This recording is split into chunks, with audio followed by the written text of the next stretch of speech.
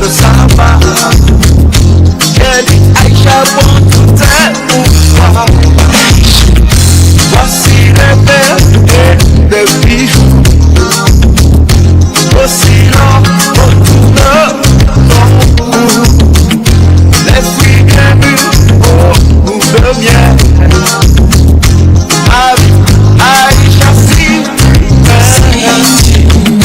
j'irai pour qu'on souffle nous-mêmes.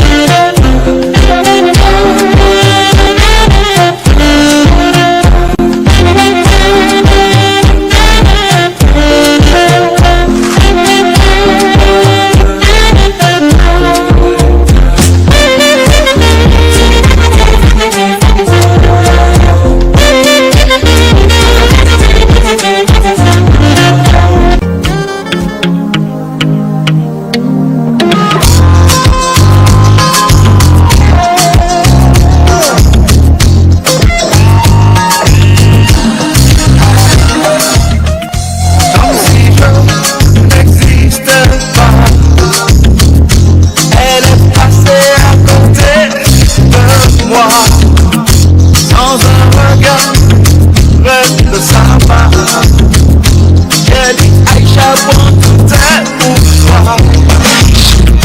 Voici les perles et les bijoux. Aussi long, retourne ton cou. Les fruits émus au goût de miel. Aïcha, si j'irai pour ton souffle nous mène dans le pays d'ivoire et de graines. J'effacerai tes larmes, tes peines. Elle est trop beau pour une si belle. Oh, Aïcha, écoute-moi. Aïcha, non, ne t'en va pas. Aïcha, regarde-moi. Aïcha,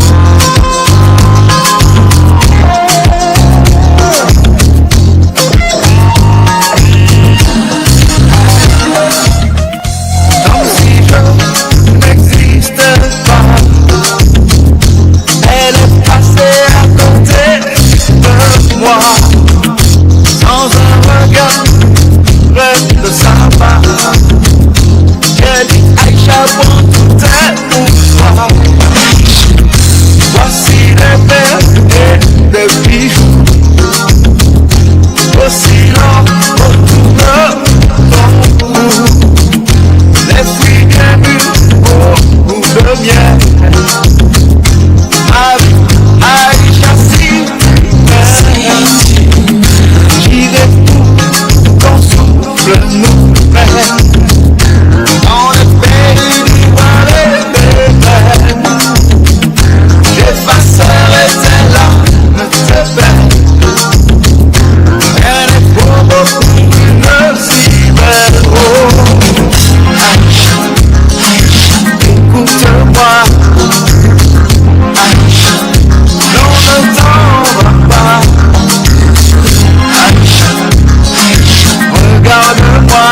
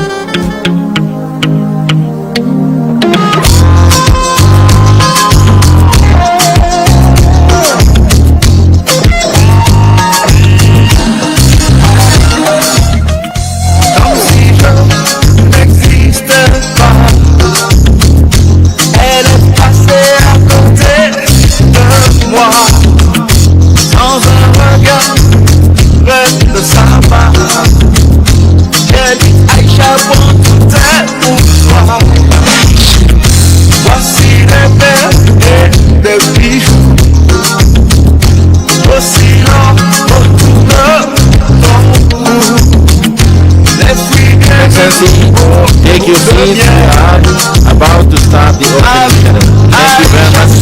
Thank you for the understanding.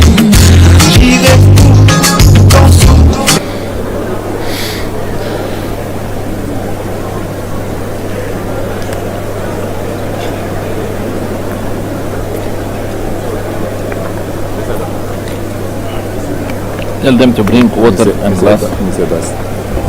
Mr. Bass, send this thing. Mr. Bass.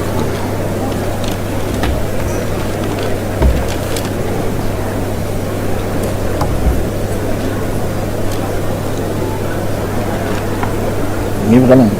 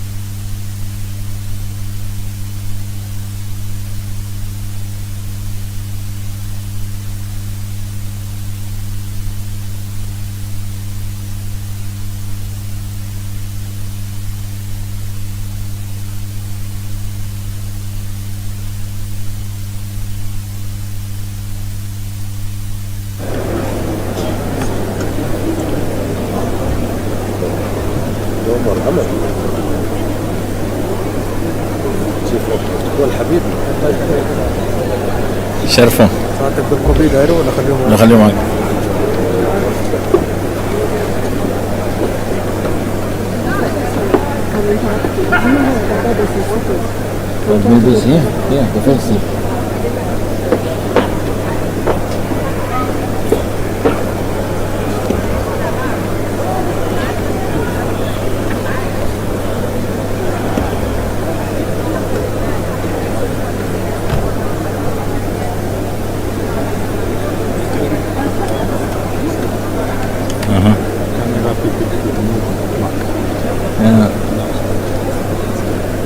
full there. Very good. In the back.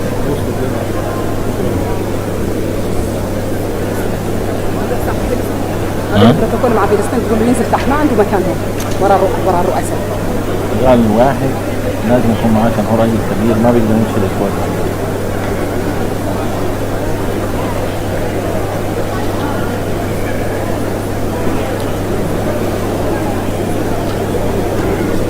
May I kindly request again, all of you, excellencies, ladies and gentlemen, we are about to start the opening ceremony, and I humbly request all of you to take your seats so that you allow us to start the opening ceremony, please.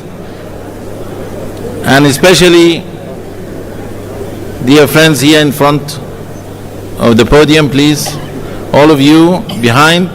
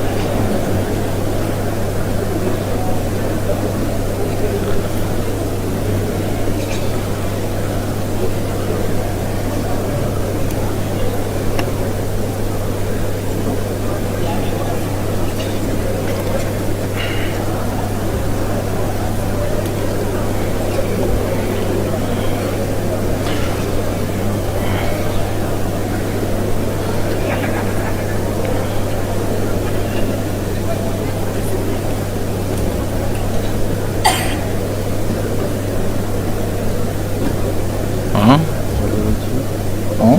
Shall I wait here? One head of state. You forgot this. Okay.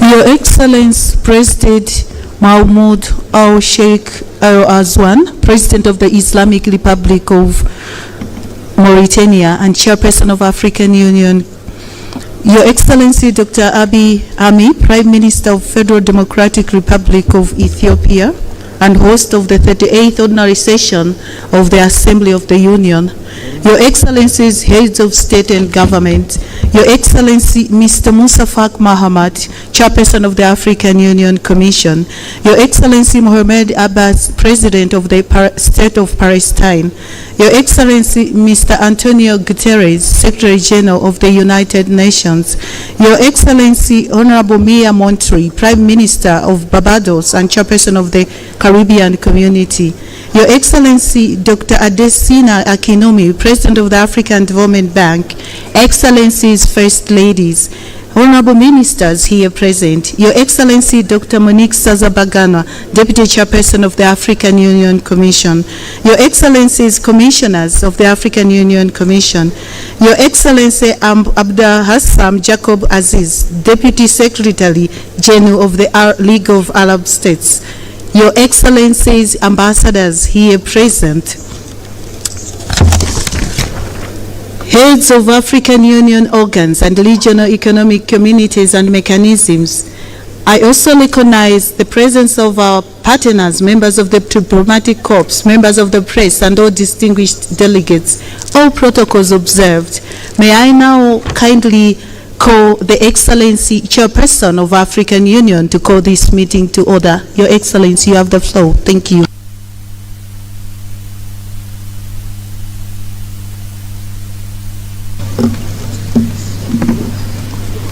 Excellence, Dr. Abiy Ahmed, Premier ministre de la République démocratique d'Éthiopie, notre hôte, honorable chef d'État et de gouvernement, et chers collègues,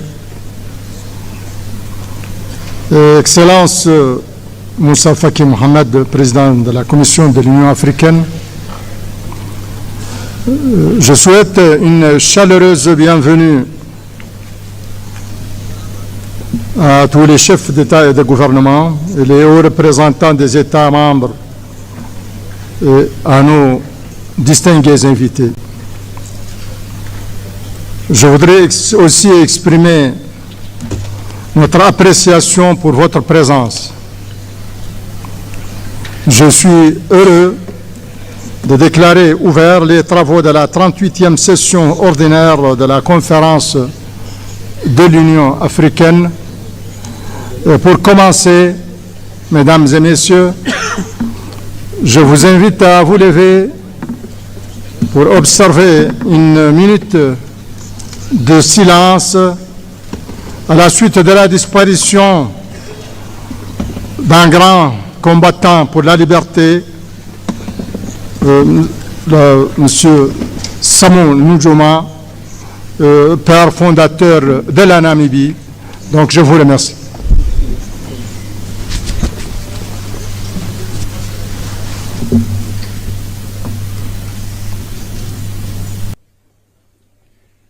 Thank you, Your Excellency. Bismillah ar-Rahman ar-Rahim. Excellencies, ladies and gentlemen, may I humbly call all of you to rise for the African Union anthem.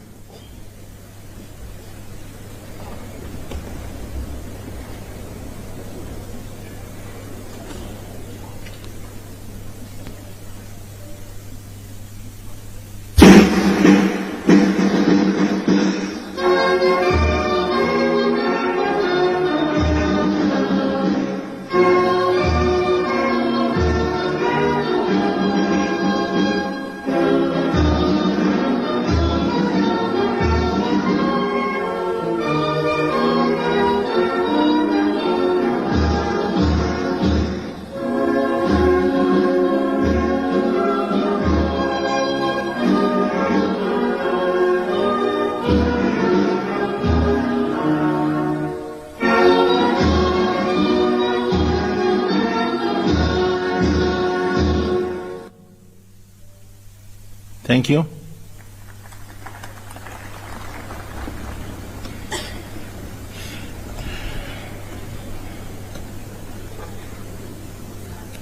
Your Excellency Muhammad Wil Sheikh Al Ghazwani, President of the Islamic Republic of Mauritania and Chairperson of the African Union. Your Excellency Dr. Abiy Ahmed, Prime Minister of the Federal Democratic Republic of Ethiopia. Your Excellencies, Heads of States and Governments of African Union Member States. Your Excellency Musa Faki Mohammed, Chairperson of the African Union Commission. Your Excellency Mr. Mahmoud Abbas Abu Mazin, President of the State of Palestine. Your Excellency Antonio Guterres, Secretary General of the United Nations. Your Excellency Maya Moore Motley, Prime Minister of Barbados.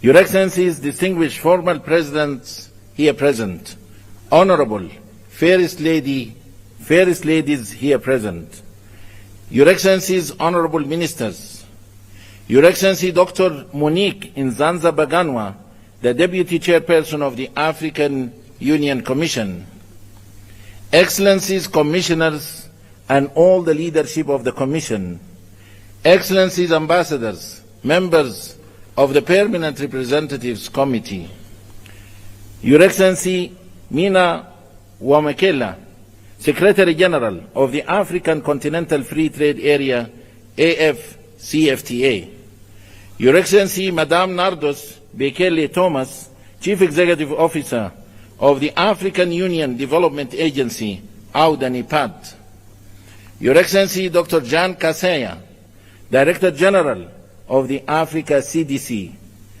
Your Excellency Ambassador Marie-Antoinette Roscatre, Chief Executive Officer of the African Peer Review Mechanism, APRM, Your Excellency Dr.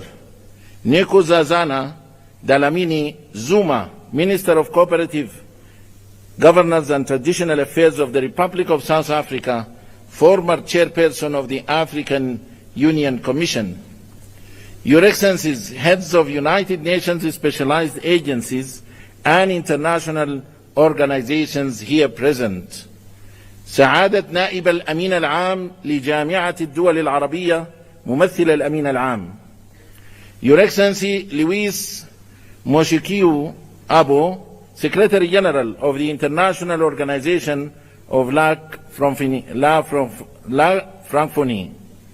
Your Excellency Dr. Warkena Yibihu, Executive Secretary of the Intergovernmental Authority on Development, IGAD, Your Excellencies, Heads of COMISA, ECOWAS, SINSAT, EAC, ECAS, SADC, and UMMA, Your Excellency Dr. Akinwumi Adesina, President of the African Development Bank Group, a strong believer of the African development and prosperity, Your Excellencies Dr. Benedict Oki Orama, President of the Afri-Exim Bank, Your Excellency Dr. Sidi Wildeta, President of the Arab Bank for Economic Development in Africa, BADIA, معالي الشيخ شخبوط نهيان آل نهيان, وزير الدولة بدولة الإمارات العربية المتحدة, Excellencies, Permanent Observer Representatives to the African Union, and Excellencies, representatives of our partners to the African Union, all protocol observed, members of the press, a very good morning to you all. It gives me immense honor and pleasure to welcome you all to the opening ceremony of the 38th Ordinary Session of the AU Assembly of Heads of States and Governments, being held today at the Nelson Mandela Hall, the African Union headquarters in Addis Ababa, the capital of Africa. Addis Ababa, a vibrant city that has been at the heart of the Pan-African diplomacy and multilateralism, stands as a symbol of Africa's unity and progress. As a host nation of the African Union, Ethiopia plays a crucial role in fostering continental dialogue and advancing African integration. Your Excellencies, ladies and gentlemen, the 38th Ordinary Session of the Assembly of Heads of States and Governments of the African Union holds significant importance as it will oversee the elections of the Chairperson and the Deputy Chairperson of the African Union Commission. Over the past years, the African Union has made remarkable progress in conflict resolution, mediation and peacekeeping efforts, contributing to greater stability across the continent. Economic transformation has been further strengthened through the African Continental Free Trade Area and accession to the G20, contributing towards the implementation of Agenda 2063, the Africa we want. Excellencies, ladies and gentlemen, having said so, the program of today's opening ceremony will stand as follows.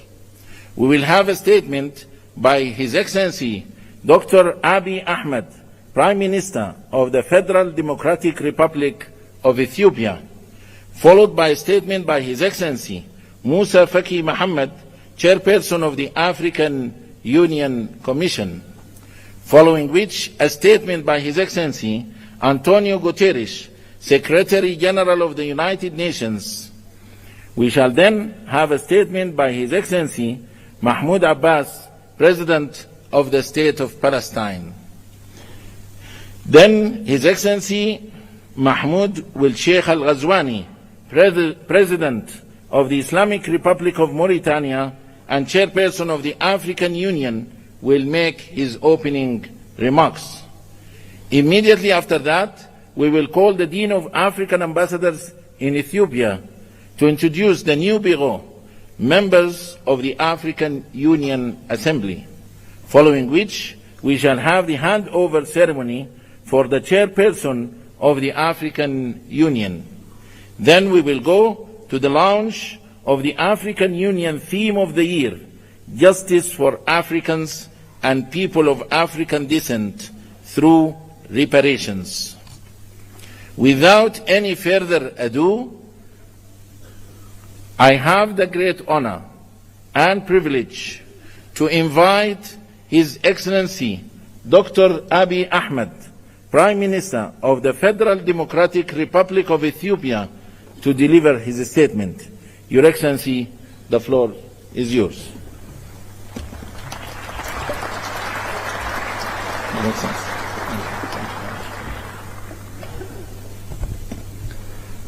Your Excellency, President Mohammed Ould, outgoing Chairperson of the African Union, Your Excellencies, Heads of State and Government, Your Excellency Musa Faki Mohammed, outgoing Chairperson of the African Union Commission, Your Excellency Antonio Guterres, Secretary General of the United Nations, distinguished ministers, ambassadors, diplomats, ladies and gentlemen. Welcome to Ethiopia, the cradle of Pan-Africanism and a proud champion of African unity and freedom. It is an honor to stand before you today as we reflect on the immense potential we hold, not just as individual nations, but as a united and dynamic continent. In a world marked by rapid change and multiple challenges, we find ourselves at the crossroads of uncertainty and opportunity. This moment calls upon us to strengthen our collective resolve, embrace resilience, and foster unity across Africa. The theme for this year's Assembly calls on us to heal the scars of historical injustice and overcome lingering trauma that has long hindered our progress. The demand for reparations is not about charity or financial aid. It is a call for justice. It seeks to restore the dignity of millions and heal the deep scars of poverty, inequality, and discrimination. It demands an end to the systematic exploitation of our wealth, resources, and opportunities.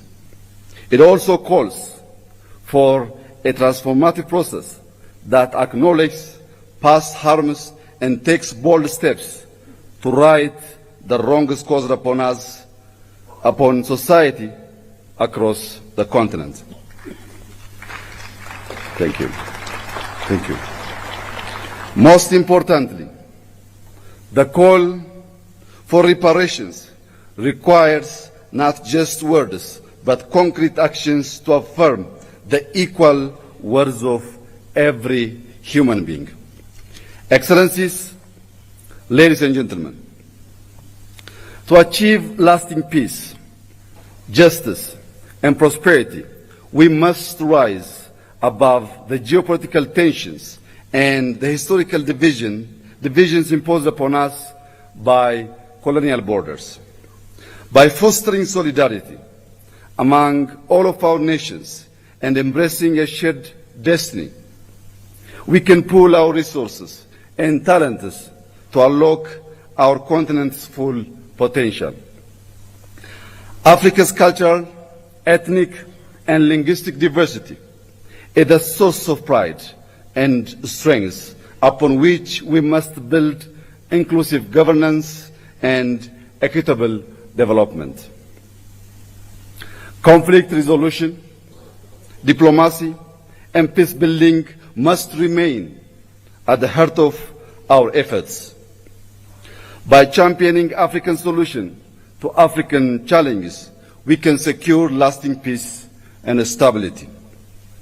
Let us celebrate our achievements in politics, science, economics, and arts.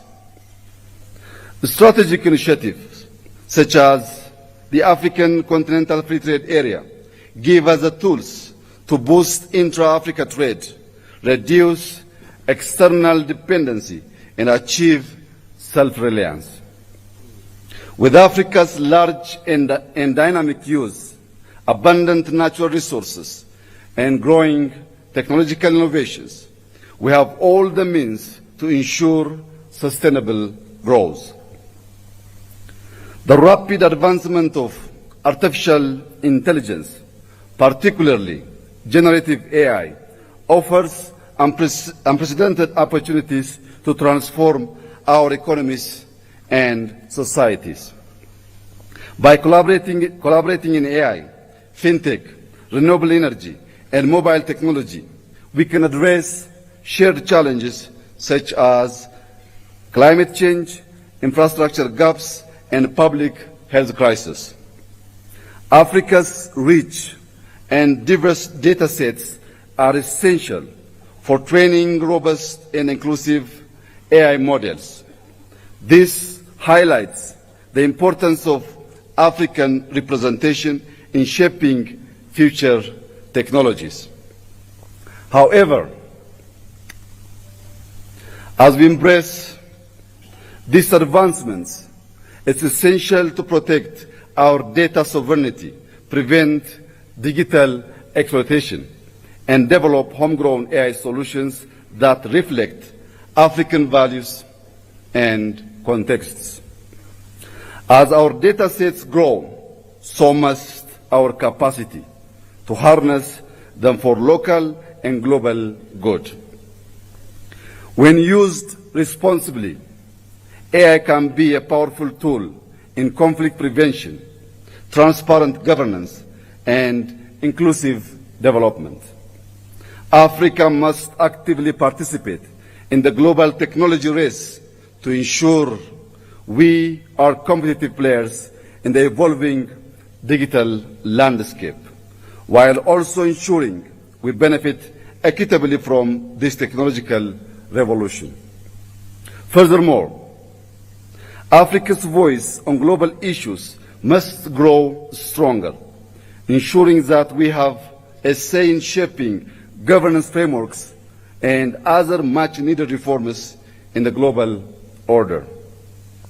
By empowering grassroots movements, youth networks, and educational programs focused on digital literacy and technological innovation, we can inspire the next generation. This will ensure Africa stands not just as a beneficiary of a global advancement, but as a key contributor in shaping the future of humanity. Excellencies, the opportunities before us are immense. Ethiopia is determined to prosper, guided by a vision of vibrant democracy, sustainable economic growth, rich cultural heritage, social progress, and a deep commitment to environmental regeneration. To realize this goal, we have laid out a pragmatic roadmap rooted in the transformative principles of Madamar. Madamar, an Amharic term loosely translated as synergy, is our guiding philosophy. It is a homegrown ideology that promotes prosperity, unity, sovereignty, security, and national dignity. At its core, Madamar encourages social and economic advancement, celebrates diversity, and nurtures a spirit of community grounded in Ethiopia's rich culture, spirituality, and values. Reflecting on the progress of the past 5 years and building on the vision of Madamar, Ethiopia has made remarkable strides. Despite inheriting a nation deeply divided along ethnic lines, burdened by substantial debt, and facing numerous internal challenges, we have moved forward with determination. At the same time, we navigated a complex and ever-changing regional and international landscape.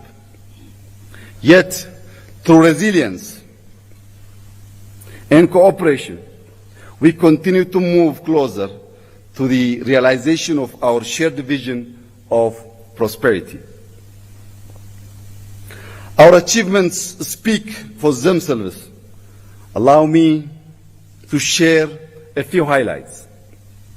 We have reformed our political system, transforming into an inclusive multi-party framework that reflects the diversity of our nation. To deepen these reforms and foster cohesion, reconciliation, and peace, we are undertaking a national dialogue. On the economic front, we have built a resilient and diverse economy. Over the past 5 years, we have doubled our cultivated land, increasing crop production to nearly 700 million quintals, with the wheat accounting for 40% of this total. These efforts have strengthened food security and driven rural development. Today, Ethiopia is the largest wheat producer in Africa.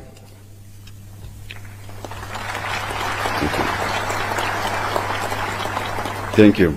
Through collective efforts, we have reduced external debt by over 50%, double both GDP and GDP per capita, and tripled government revenue in 5 years, with an 8.1% growth reported in the most recent fiscal year. Across the country, our major cities are evolving into dynamic, culturally rich, and sustainable hubs. In education, we have established 40,000 kindergartens and primary schools to boost early childhood education. Additionally, we have launched a program to train 5 million coders to strengthen our digital economy. Furthermore, we strive to honor our heritage by restoring national sites, developing tourist destinations, and reclaiming cultural artifacts, fulfilling our duty as the guardians of our nation's treasures. These accomplishments reflect the unwavering spirit and resilience of the Ethiopian people and underscore our firm commitment to advancing Ethiopia's future. With its focus on unity, cooperation, innovation, and shared progress, Handover can serve as a guiding framework for our Pan-African agenda. By embracing its principles, we can forge a path toward a more just, equitable, and prosperous future for all Africans. Excellencies, ladies and gentlemen, let us march forward with determination, harnessing the limitless potential of our continent and its people. The time is now to claim our future, build a legacy of equality and prosperity, and secure dignity for all. Let us be the generation that unites the continent and our diaspora in a shared vision of justice, prosperity, and peace. To conclude, I thank our outgoing chairperson, President Mohammed Ould, for his leadership and representing our organization on the global stage. Allow me to also warmly congratulate our newly chairperson, President João Lorenzo, and wish him success during his tenure. I would also like to take a moment to express my heartfelt gratitude to His Excellency Musa Faki Mohammed for his exemplary leadership as chairperson of the African Union Commission over the past 8 years.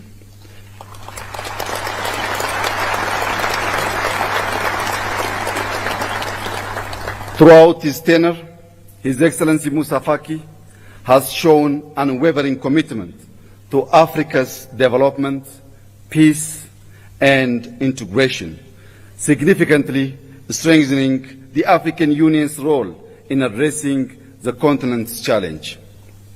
I also extend my sincere thanks to him for being a steadfast friend of Ethiopia, supporting us not only during our times of success, but also in our moments of difficulty.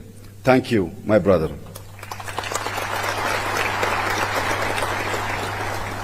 As we bid farewell to His Excellency Musa Faki, it is with great pleasure that I extend a warm welcome to our incoming chairperson of the African Union Commission here in Ethiopia.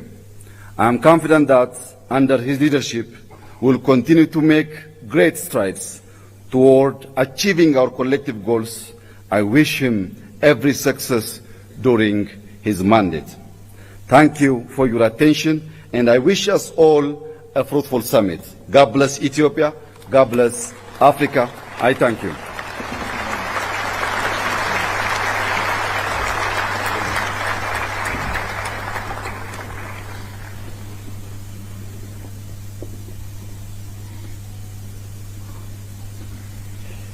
Thank you, Your Excellency, for your statement, and thank you for the generous hospitality extended to our Excellencies, heads of states and governments, as well as distinguished delegates. Thank you. And now allow me to invite with great honor and pleasure His Excellency Musa Faki Mohammed, Chairperson of the African Union Commission, to deliver his statement. Your Excellency.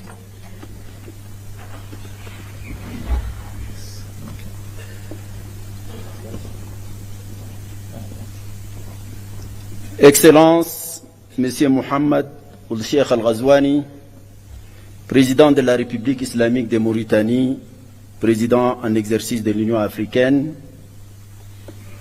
Excellence Dr Abiy Ahmed, Premier ministre de la République d'Éthiopie, Excellences, Mesdames et Messieurs les chefs d'État, de gouvernement et des délégations, Excellence Monsieur Mahmoud Abbas, Président de l'État de Palestine, ma très chère sœur amie Mia, Premier ministre de Barbados, Excellence Monsieur Antonio Guterres, Secrétaire général des Nations Unies, Mesdames et Messieurs les ministres, Docteur Nkosazana Zuma, ancienne présidente de la Commission de l'Union africaine, Madame la vice-présidente, Mesdames et Messieurs les commissaires, Mesdames et Messieurs les secrétaires généraux et exécutifs des communautés économiques régionales et mécanismes régionaux, Mesdames et Messieurs les chefs exécutifs des organes et institutions spécialisées de l'Union africaine, Mesdames et Messieurs les chefs des missions diplomatiques,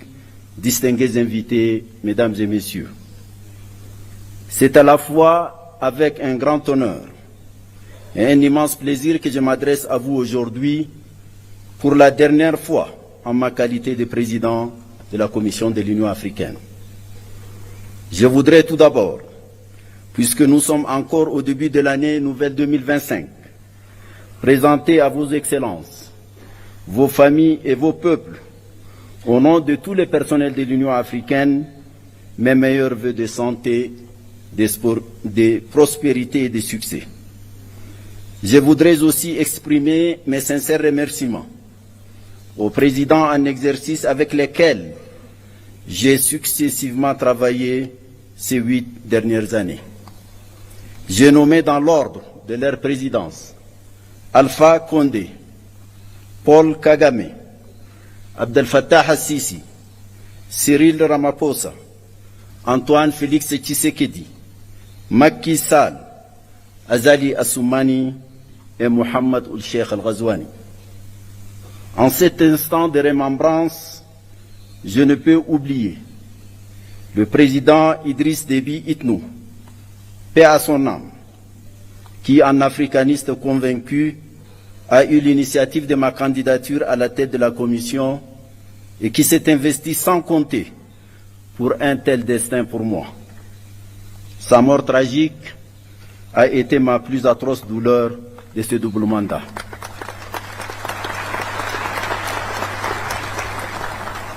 Excellences, Mesdames, Messieurs, 8 ans se sont écoulés depuis mon élection fin janvier 2017 comme président de la Commission de l'Union africaine.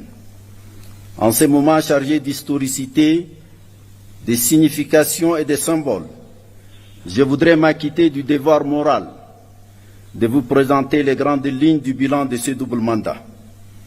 Grâce à ces parcours, je me suis profondément imprégné à la fois de ce qui fait la grandeur et le rayonnement de notre continent, de notre organisation continentale, ainsi que des pesanteurs et limites diverses ayant entraîné le rythme de nos cadences.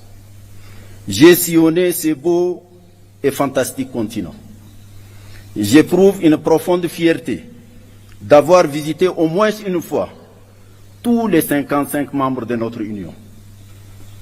L'opportunité que m'offre ce moment est historique et unique. J'y tenterai de m'acquitter de la double obligation de rendre compte et de m'interroger sur quelques problématiques en ayant bien conscience qu'il ne faut absolument pas abuser de votre temps si précieux. Un rapport consolidé de notre bilan et un rapport annuel vous ont été distribués conformément à notre réglementation. Monsieur le Président, Excellences, Mesdames et Messieurs, les rapides et intenses bouleversements géopolitiques qui ont caractérisé le contexte international durant mes 2 mandats ont eu des manifestations à la fois violentes et déstabilisatrices. La subite dégradation de la situation sanitaire consécutive au déclenchement de la Covid-19 s'est accompagnée malheureusement d'importants chocs et de profondes turbulences économiques et diplomatiques.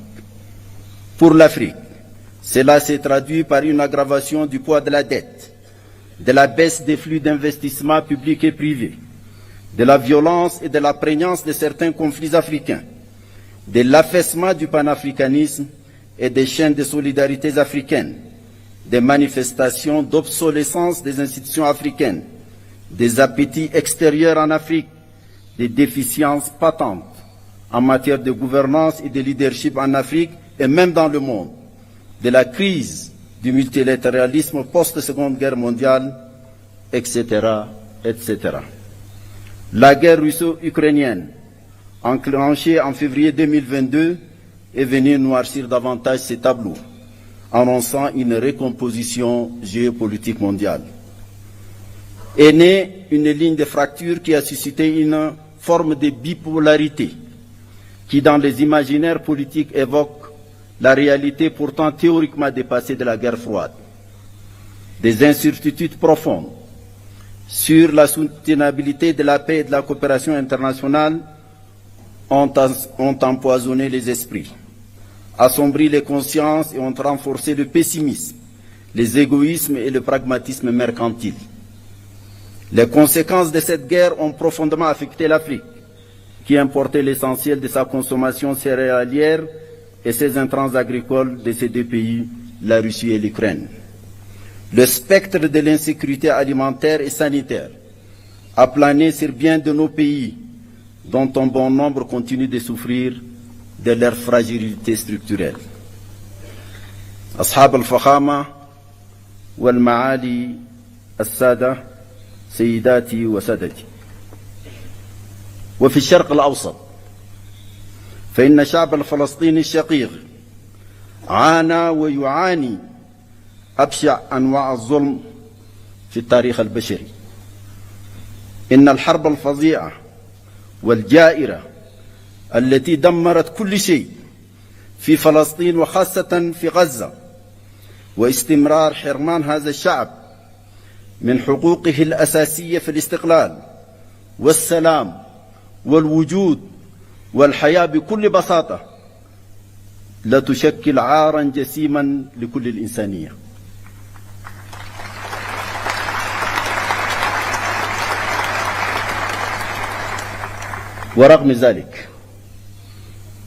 ورغم ذلك كله ظل الشعب الفلسطيني البطل صامدا، كما ظل الاتحاد الإفريقي في جانبه بكل قوة وحزم. هنيئا لك يا أخي الرئيس أبو مازن. Ces paysages d'apocalypse qu'offre aujourd'hui la Palestine, la bande et la population de Gaza en particulier, après plus d'une année de guerre destructrice de toute forme de vie et de biens, continue de se dérouler dans le silence presque total des puissances du monde, si ce n'est l'appel par certains à la déportation systématique des Palestiniens hors de leurs terres. C'est le comble. C'est vraiment le comble. Ce drame inouï pèse aujourd'hui, malgré le cessez-le-feu et la libération des otages et prisonniers, facilité par le Qatar, l'Égypte et les États-Unis, sur la conscience universelle et questionne profondément sur notre humanité. Les taux de la mondialisation avancée, étouffante, déshumanisée, ne laissent point l'Afrique en dehors de l'élite hégémonique qui se déroule loin de sa terre. Bien au contraire, le continent en subit les débordements et fragmentations que traduisent les conflits par procuration, des soutiens des puissances extérieures à peine voilées aux parties belligérantes sur le continent, des expansions du terrorisme et de l'extrémisme violent, des poursuites de la guerre ravageuse au Soudan, à l'est de la République démocratique du Congo, des divisions de la Libye dont je salue l'adoption hier ici même de la charte de réconciliation. Félicitations à vous, Monsieur le Président Danou Sassou Nguesso.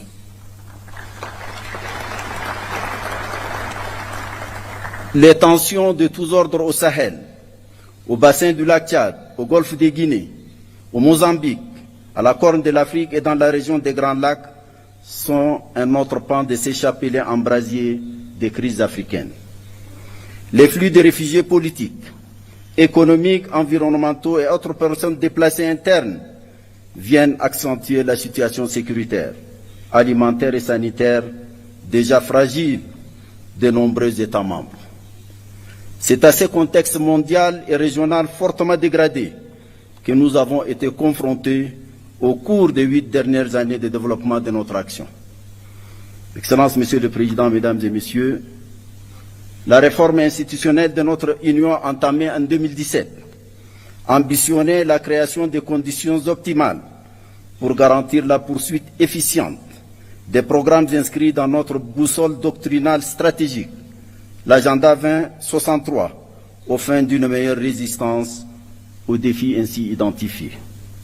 À ce titre, la reconfiguration du leadership de la Commission, un processus d'évaluation des performances du personnel, des rapports de collaboration plus étroits entre l'Union africaine et les communautés économiques régionales et mécanismes régionaux actés par un nouveau protocole, l'institutionnalisation d'un sommet de coordination dédié à l'intégration, la mise en place des groupes techniques R10 et F15 chargés de veiller à la qualité des ressources humaines recrutées et au respect des règles d'or de la gestion budgétaire, financière et comptable de l'Union ont été les points saillants de cette réforme.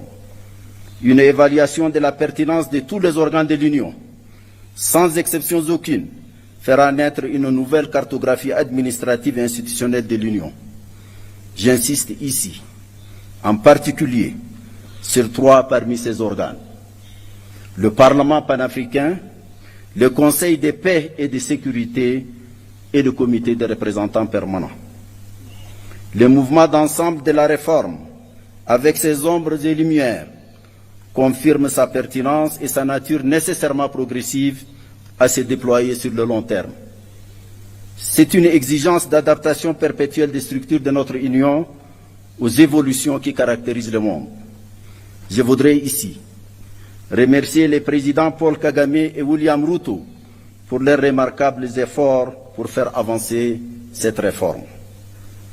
Monsieur le Président, Mesdames et Messieurs, l'évaluation de la première décennie de mise en œuvre de l'agenda 2063, couvrant la période allant de 2014 à 2023, révèle les progrès sectoriels accomplis dans notre marche vers la construction de l'Afrique que nous voulons.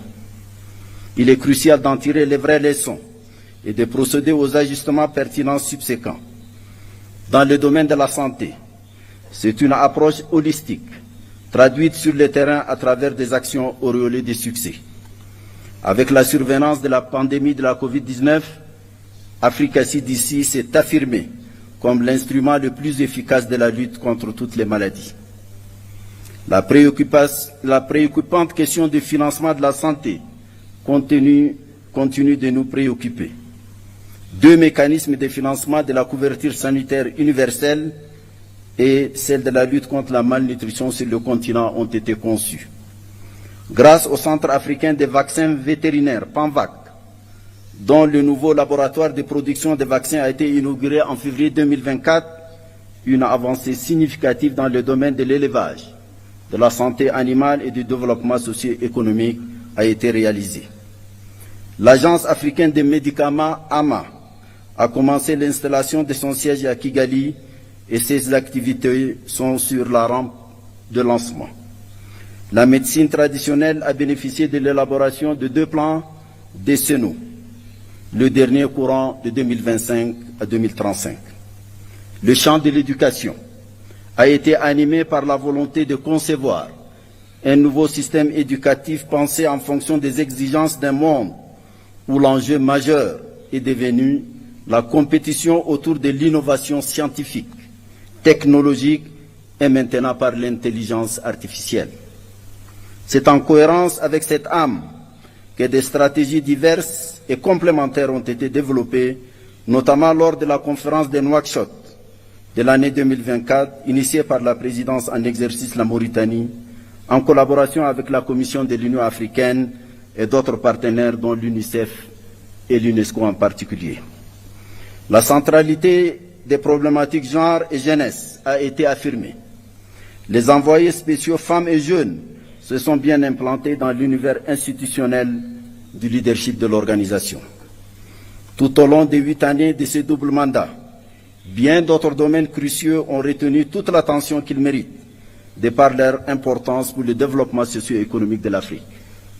Qu'il s'agisse de notre vision sur les questions minières, du programme détaillé de l'agriculture et de l'économie bleue, du développement des infrastructures et de l'énergie, du changement climatique avec l'adaptation et la résilience climatique du continent, de l'intégration régionale à travers la mise en œuvre de la zone de libre-échange continentale africaine, de l'opérationnalisation effective du Fonds de la paix qui a dépassé l'objectif de 400 millions de dollars, du traitement des crises humanitaires dont l'Afrique est l'épicentre avec la mise en place de l'Agence africaine humanitaire, du renforcement de la visibilité de l'Union africaine à travers notre partenariat avec les Nations unies.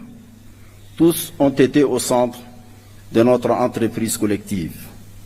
Je profite de l'occasion pour rendre ici un hommage tout particulier à un artisan majeur de ces partenariats. J'ai nommé Antonio Guterres, un grand ami de l'Afrique. Merci Antonio.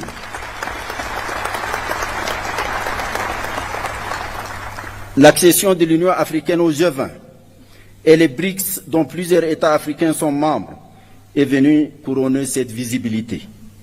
Sur toutes ces questions, les structures spécialisées de l'Union africaine et les États membres ont mené des réflexions approfondies et tracé des perspectives claires pour certaines et rendu concrètes bien d'autres. Monsieur le Président, Excellences, Mesdames et Messieurs, il y a quelques mois, j'ai adressé à vos Excellences une lettre relative à quelques urgences centrales dans le devenir de notre Union et de ses capacités de réaliser au mieux possible nos objectifs. Je pense ici d'abord au Conseil de paix et sécurité, évoqué plus haut.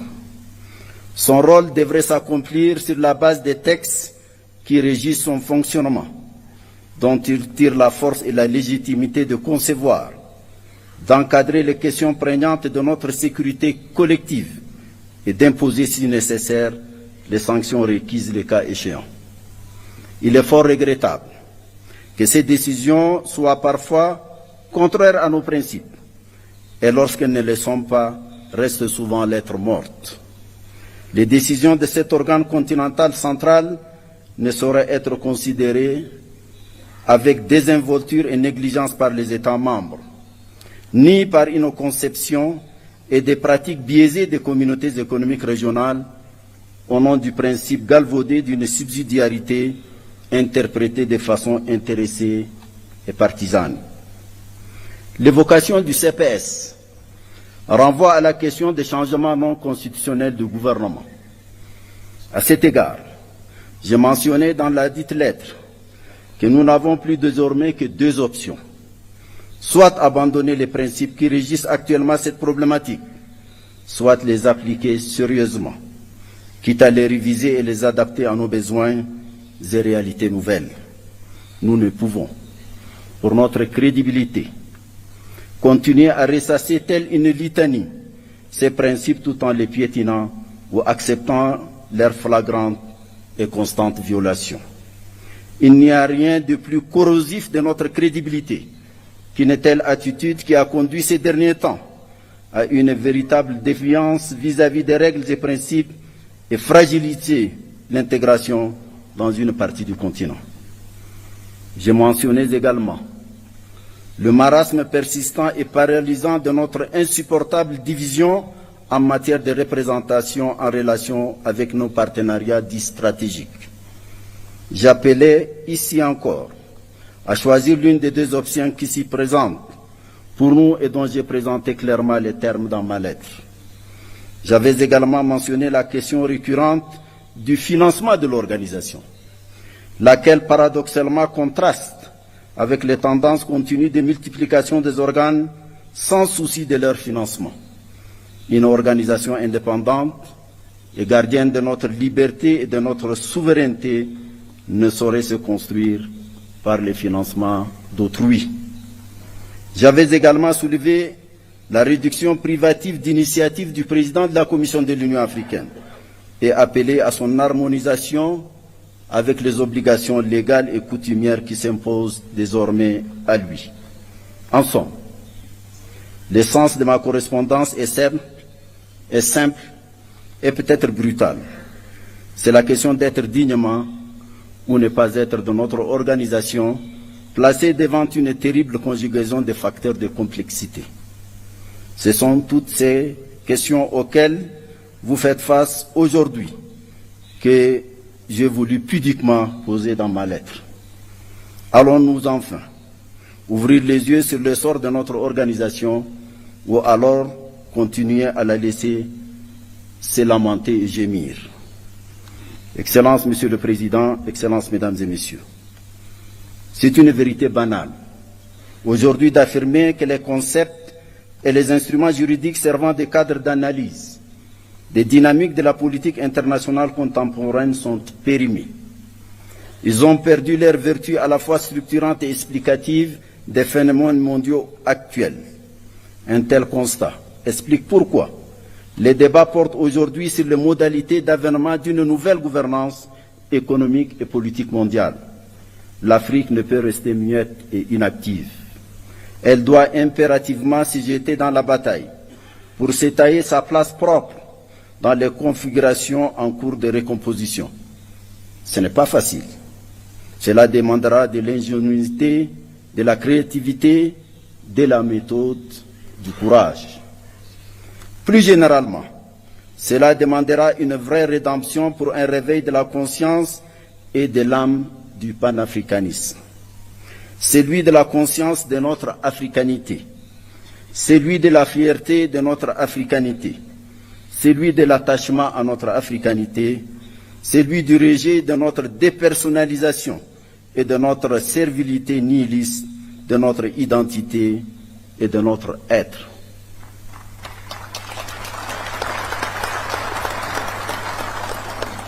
C'est à quoi nous appelle la jeunesse africaine.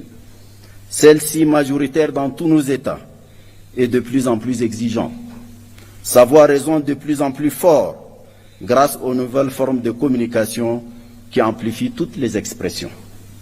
Cette jeunesse africaine nous interpelle et nous fait constamment un procès en déphasage de ses aspirations, qui sont celles d'une Afrique ouverte sur elle-même et unie, souveraine dans ses politiques et choix, debout et solidaire. Cette solidarité a toujours été notre planche de salut dans notre combat contre le colonialisme et l'apartheid et le parachèvement de notre indépendance. Nous venons de nous incliner sur la mémoire d'un de ces grands combattants, Sam Nujoma. Ça doit nous rappeler quelque chose, mesdames et messieurs. La foi dans notre solidarité panafricaine a galvanisé nos consciences, nos volontés et nos intelligences pour nous conduire vers un destin commun plus prometteur. Il n'y a pas de nouvelle voie de notre futur que d'écouter et de donner corps aux aspirations de notre jeunesse, nos concitoyens et notre diaspora. Monsieur le Président, Mesdames et Messieurs, je quitte définitivement mes fonctions dans quelques jours. J'avoue que je me sens envahi par un doux sentiment de liberté qui m'autorise de ces quelques mots venant du cœur.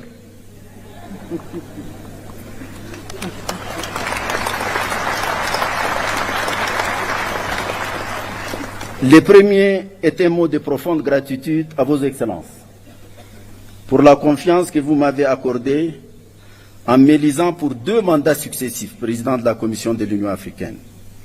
Soyez assurés que j'ai mesuré, et je mesure toujours, toutes les dimensions de cette confiance et du lourd poids de la gratitude et la reconnaissance subséquente. Le deuxième mot porte sur l'autre et moi. Dans cet autre, je pense d'abord à nos partenaires, surtout ceux qui nous ont offert une amitié sincère et une coopération mutuellement avantageuse. Je voudrais les remercier tous et leur exprimer notre gratitude. Je pense ensuite à vous ici présents, ainsi qu'à ceux qui nous ont quittés pour différentes raisons. Nous avons réalisé de bonnes et grandes choses, et surtout avons, autant que faire se peut, respecter une certaine éthique et une ligne de conduite que nous croyons conforme à nos principes et objectifs. Veuillez accepter toute ma reconnaissance.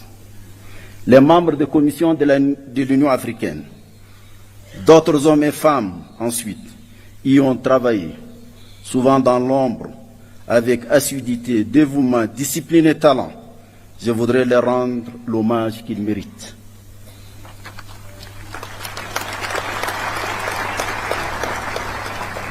Le troisième mot est relatif à mes propres limites. J'ai tant voulu faire vite et mieux au cours des 2 mandats que vous m'avez confiés. Je sais que je n'ai pas tout fait. Peut-être ai-je sous-estimé la lourdeur de la tâche et le poids des pesanteurs. Je sais que j'ai peut-être commis des erreurs. Je ne devrais peut-être pas dire peut-être. J'ai certainement commis des erreurs. Peut-être ai-je ici ou là faibli ou m'étais trompé et manqué des occasions de faire mieux. Je voudrais m'en excuser et demander pardon si mes manquements ont causé un quelconque tort individuel ou collectif.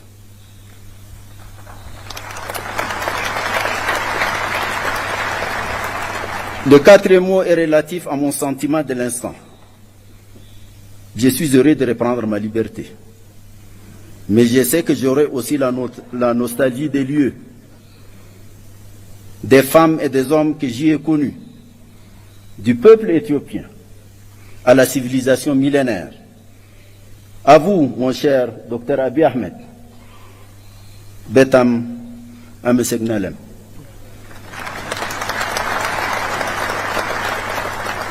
Peut-être faudra-t-il écrire l'histoire de tout cet enchevêtrement de sentiments et de sensations. Enfin, mon 5e mot est celui de mon serment, de continuer à servir, de penser à l'Afrique, à servir l'Afrique, à rêver pour elle, pour sa jeunesse à laquelle nous n'avons pas fait suffisamment et à laquelle nous devons faire beaucoup, car après tout, c'est elle qui compte aujourd'hui et davantage demain.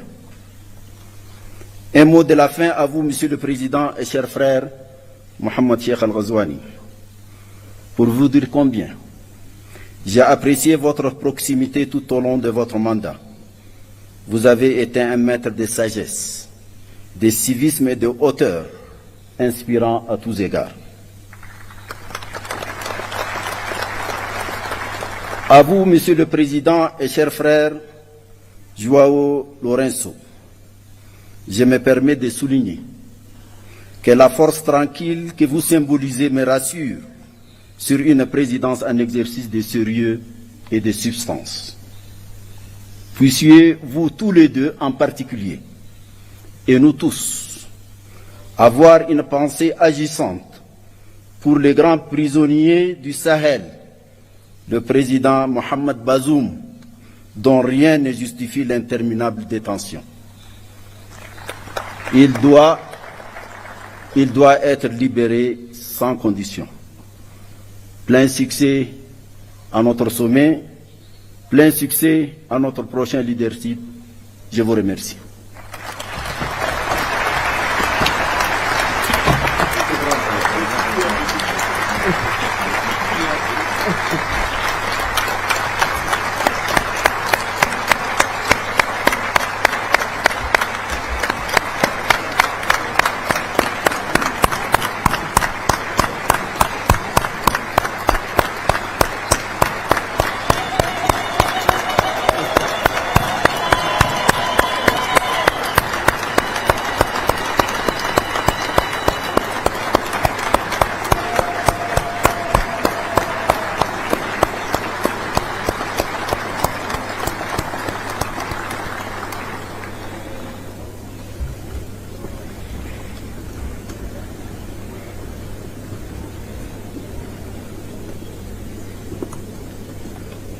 Thank you, Your Excellency. Thank you for your statement. Thank you for your unwavering commitment. Thank you for the dedication towards Africa's peace, development, and unity. Thank you very much. I will now have the honor to invite His Excellency Antonio Guterres, Secretary General of the United Nations, to deliver his statement. Your Excellency.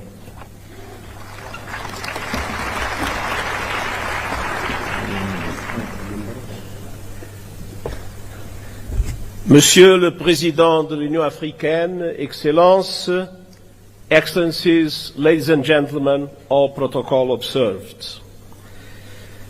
President Mohamed Ould Ghazouani, thank you for your leadership in the outstanding exercise of your mandate. Presidente João Lourenço, parabéns e aguardo com expectativa a oportunidade de trabalhar consigo como novo Presidente da União Africana. I also want to give a very special expression of gratitude to the Chairperson of the African Union Commission, Moussa Faki, for his 8 years of strong and permanent commitment to multilateralism and impeccable cooperation with the United Nations. Cher Moussa,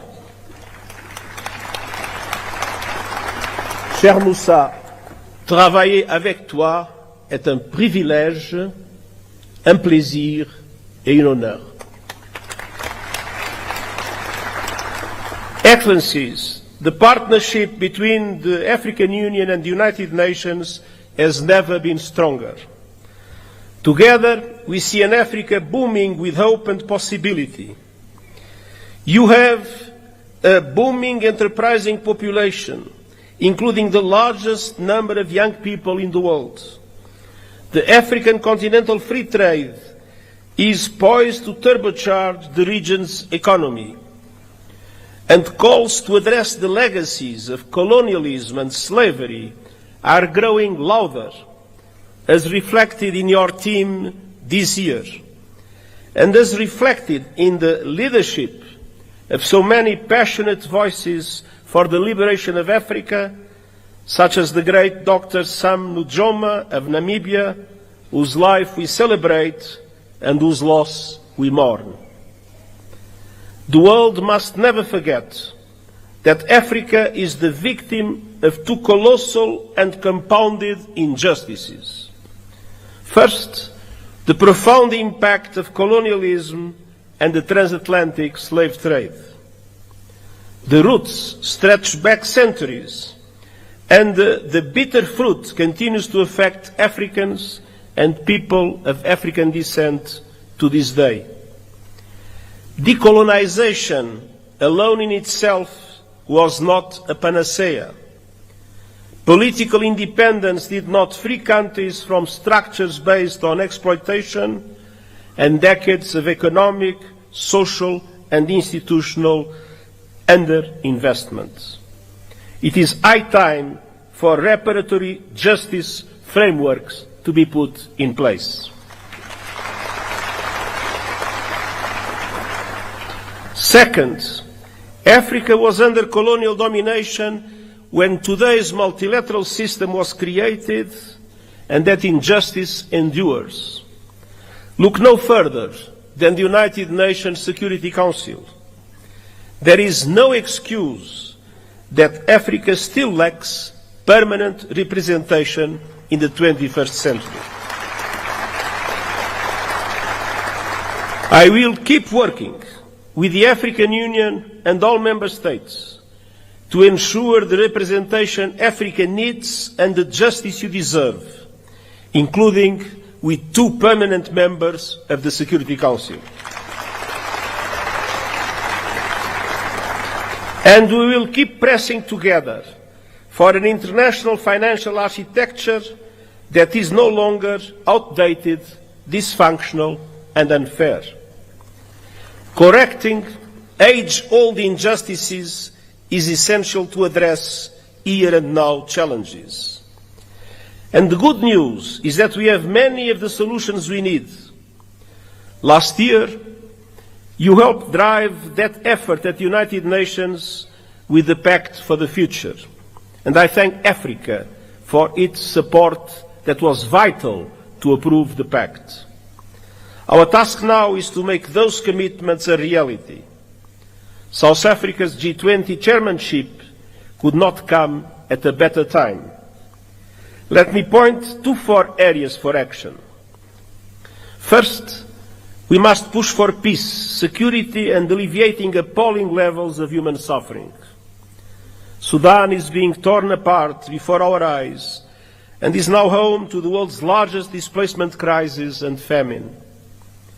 As we near the holy months of Ramadan, it is time for an immediate cessation of hostilities. And the international community must come together to stop the flow of weapons and the bankrolling of bloodshed.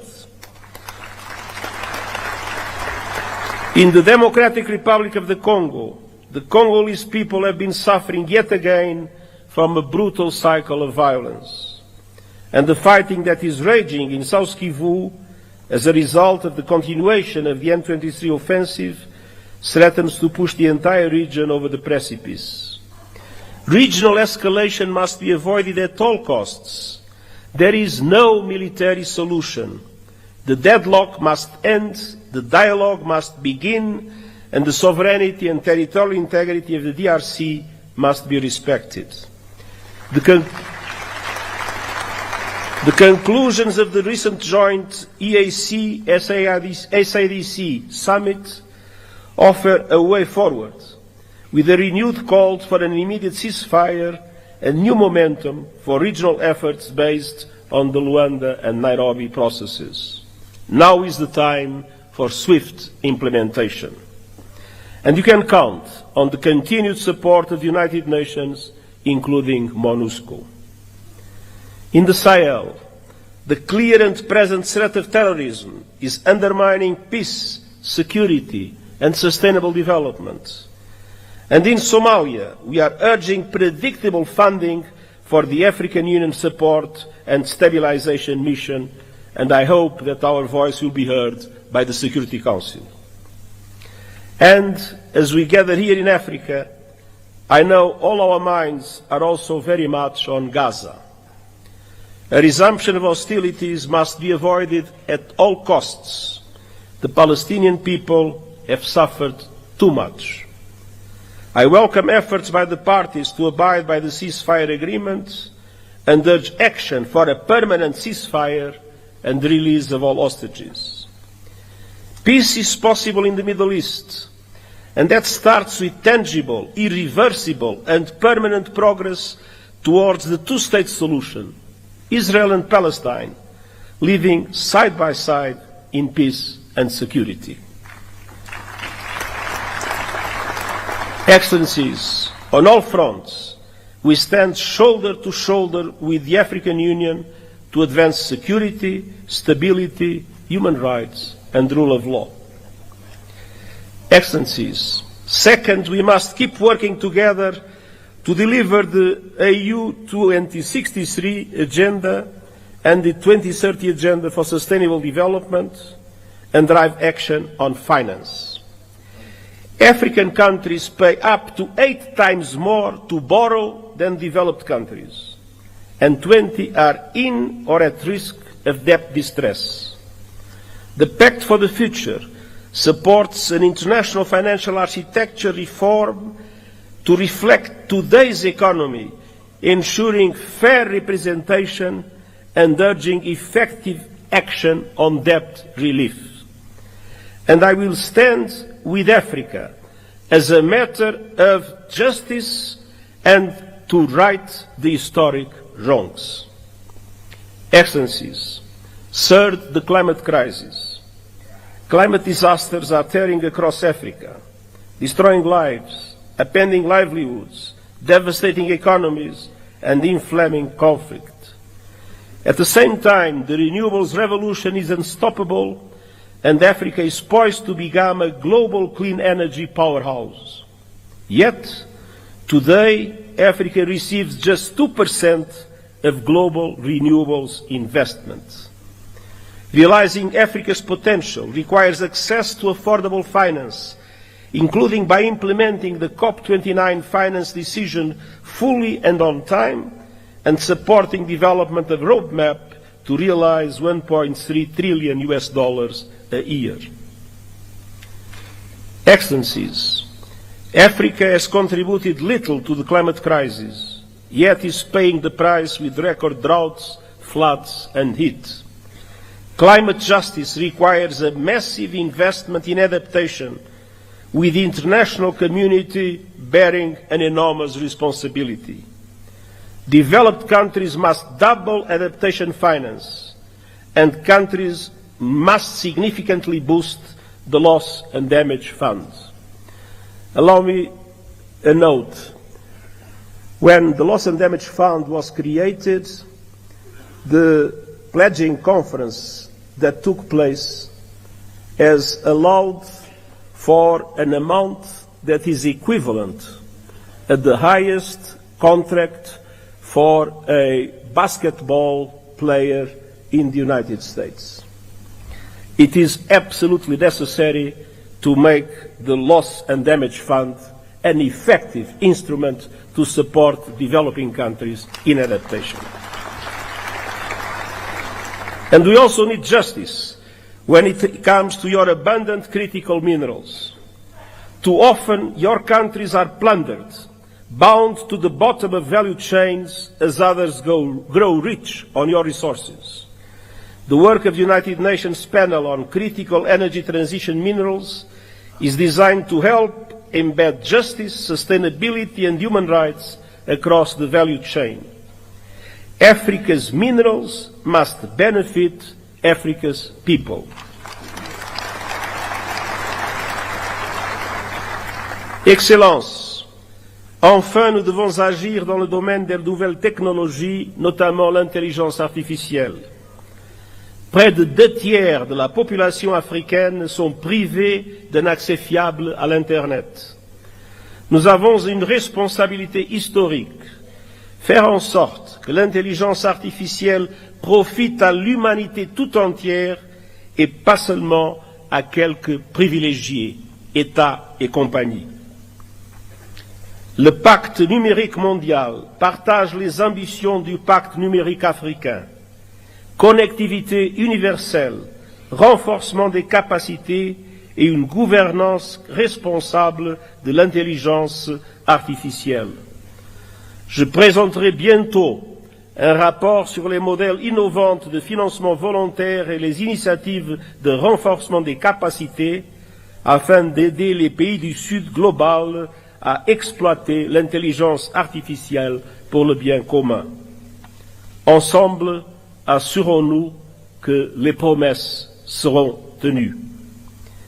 Excellences, l'Union africaine et l'ONU sont unis et déterminés à rendre justice à votre continent sans laisser personne de côté. Nous disposons de bases solides pour aller de l'avant. Alors, ensemble, concrétisons ces engagements. Et permettez-moi de dire une dernière phrase dans ma langue maternelle. Digamos com uma só voz, viva África!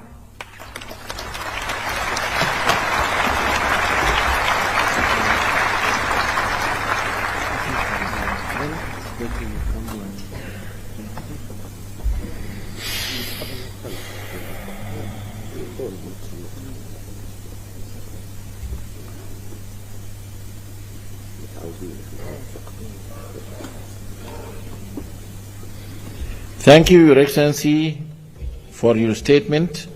We highly appreciate your leadership in strengthening the African Union-United Nations partnership. Thank you. السيدات والسادة أصحاب الفخامة والمعالي، يسعدني ويشرفني أن أرحب اليوم بفخامة السيد الرئيس محمود عباس أبو مازن رئيس دولة فلسطين، فلتتفضلوا مشكورين بإلقاء كلمتكم.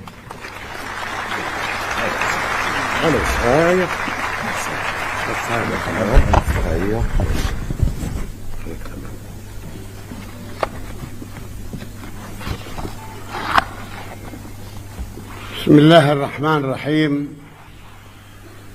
فخامة الرئيس محمد ولد الغزواني رئيس جمهورية موريتانيا، رئيس القمة الإفريقية، دولة رئيس الوزراء الأثيوبي السيد آبي أحمد، معالي السيد محمود سافكي، رئيس مفوضية الاتحاد الإفريقي معالي السيد أنطونيو غوتيريش الأمين العام للأمم المتحدة، أصحاب الفخامة والمعالي الحضور الكريم، السلام عليكم ورحمة الله وبركاته.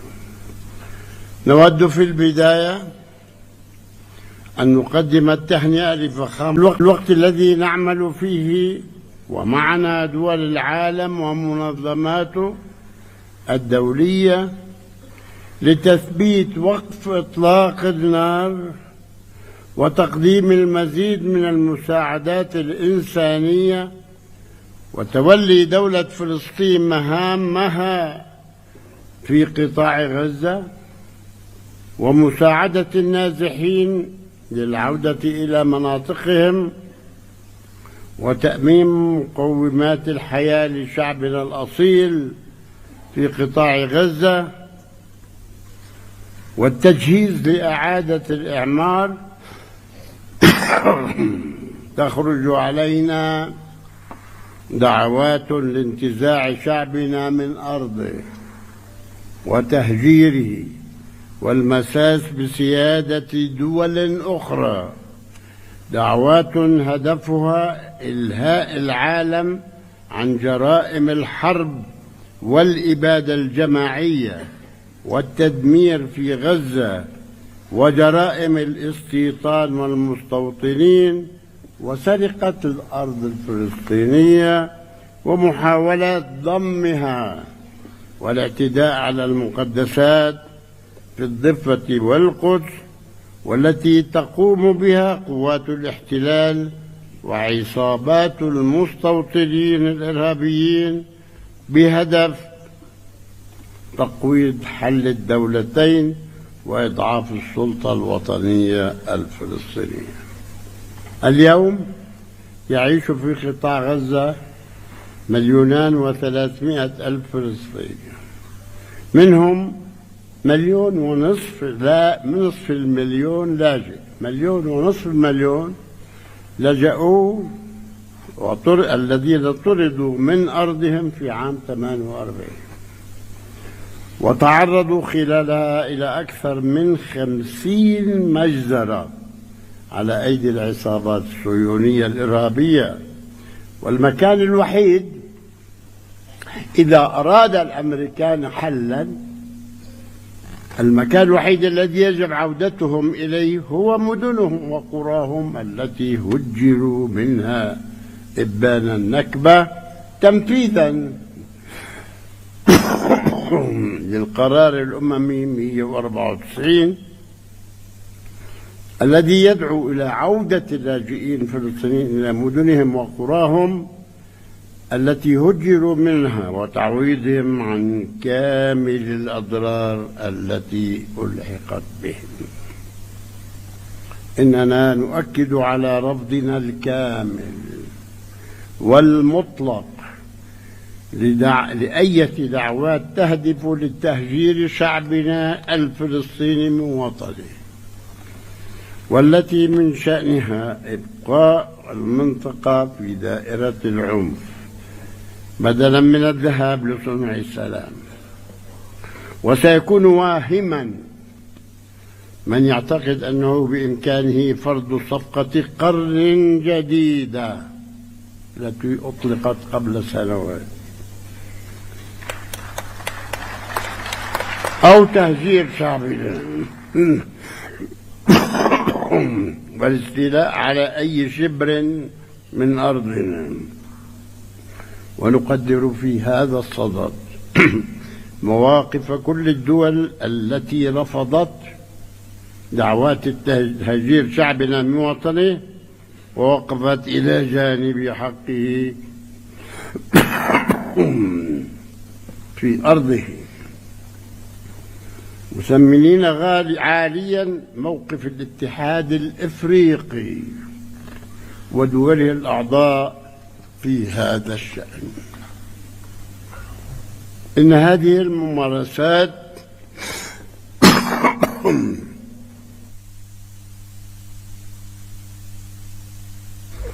الاستعمارية الإسرائيلية تتطلب إجراءات عاجلة من المجتمع الدولي ومجلس الأمن قبل تفشي قوى التطرف التي تعمل على دفن حل الدولتين.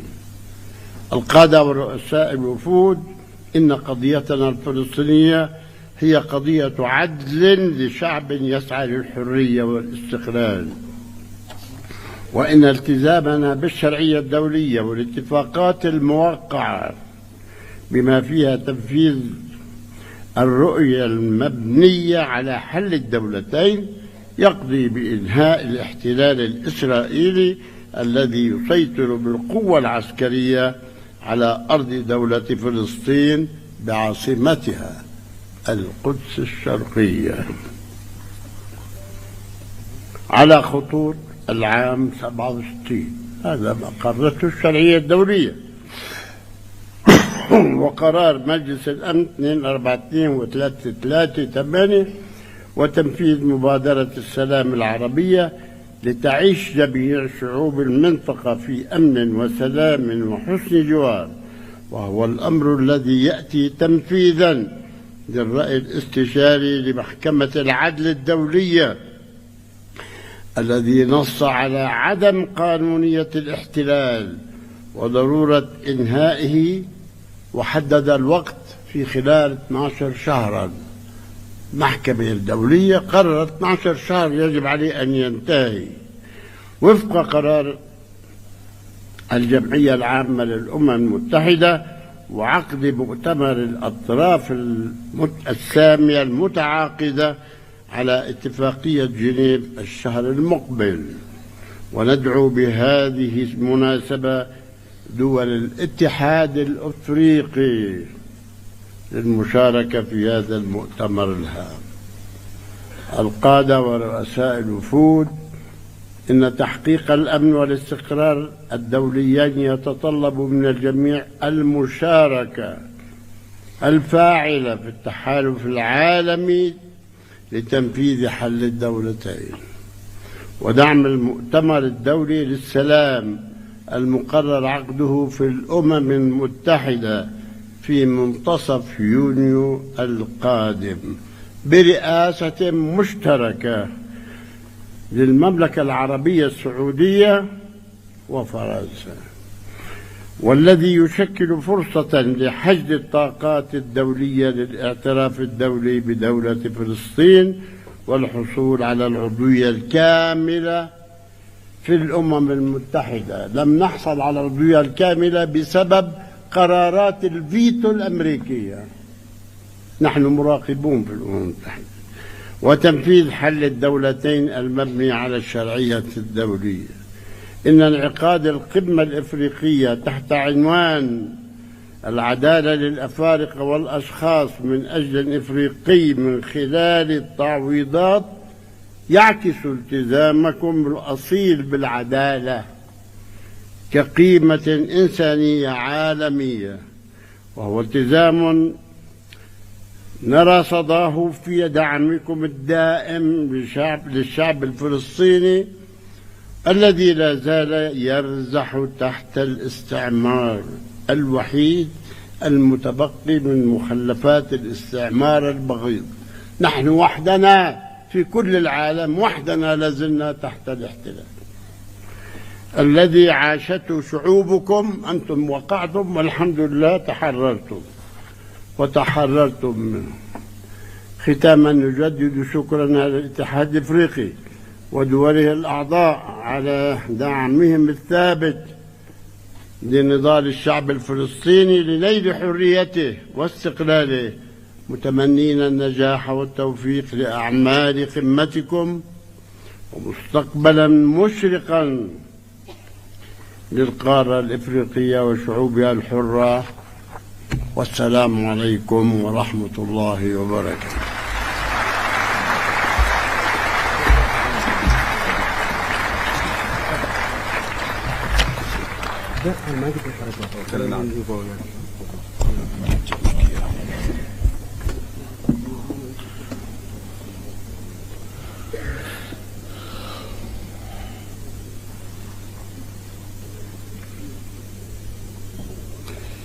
شكرا فخامة رئيس دولة فلسطين أبو مازن على خطابكم الضافي.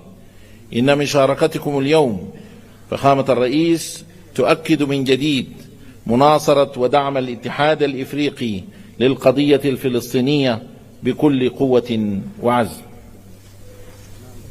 I now have the honor to invite His Excellency Muhammad Wil Sheikh Al-Ghazwani, President of the Islamic Republic of Mauritania and Chairperson of the African Union, to deliver his opening remarks. Excellency.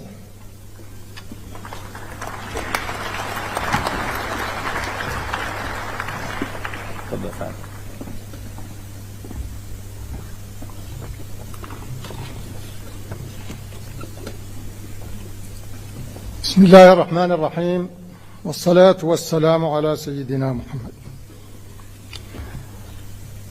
أصحاب الفخامة والمعالي رؤساء الدول والحكومات، صاحب الفخامة السيد أبي أحمد رئيس الوزراء لجمهورية إثيوبيا الاتحادية الديمقراطية،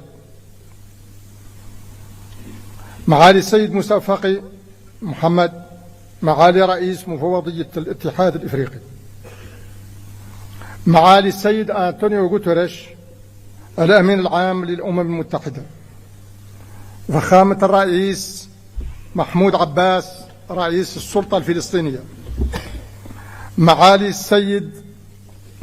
السيدة ميا موتلي رئيسة الوزراء لجمهورية بربادوس، السادة والسيدات رؤساء الوفود، السادة والسيدات الوزراء، السادة والسيدات السفراء، السادة والسيدات ضيوفنا الكرام،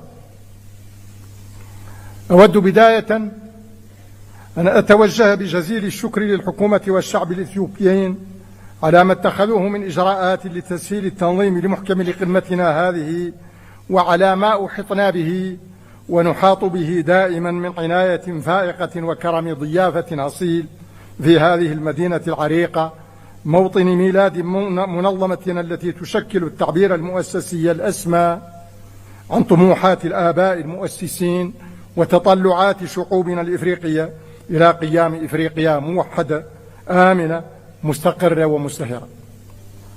كما يطيب لي أن أجدد الشكر لإخوتي رؤساء الدول والحكومات الإفريقية على ما شرفوني به من رئاسة الاتحاد الإفريقي برسم السنة المنصرمة، مقدرا لهم ما منحوني إياه من قوي الدعم ودائم المساندة خلال تأديتي لهذه المهمة الجليلة. وأتوجه بنفس الشكر الجزيل إلى رؤساء الدول والحكومات والهيئات الدولية الذين حضروا بدعوة منا ليشاركونا هذا الحدث السنوي الهام في بداية سنة 2025 التي تؤشر لحقبة تحمل الكثير من الشكوك والقلق والتساؤلات.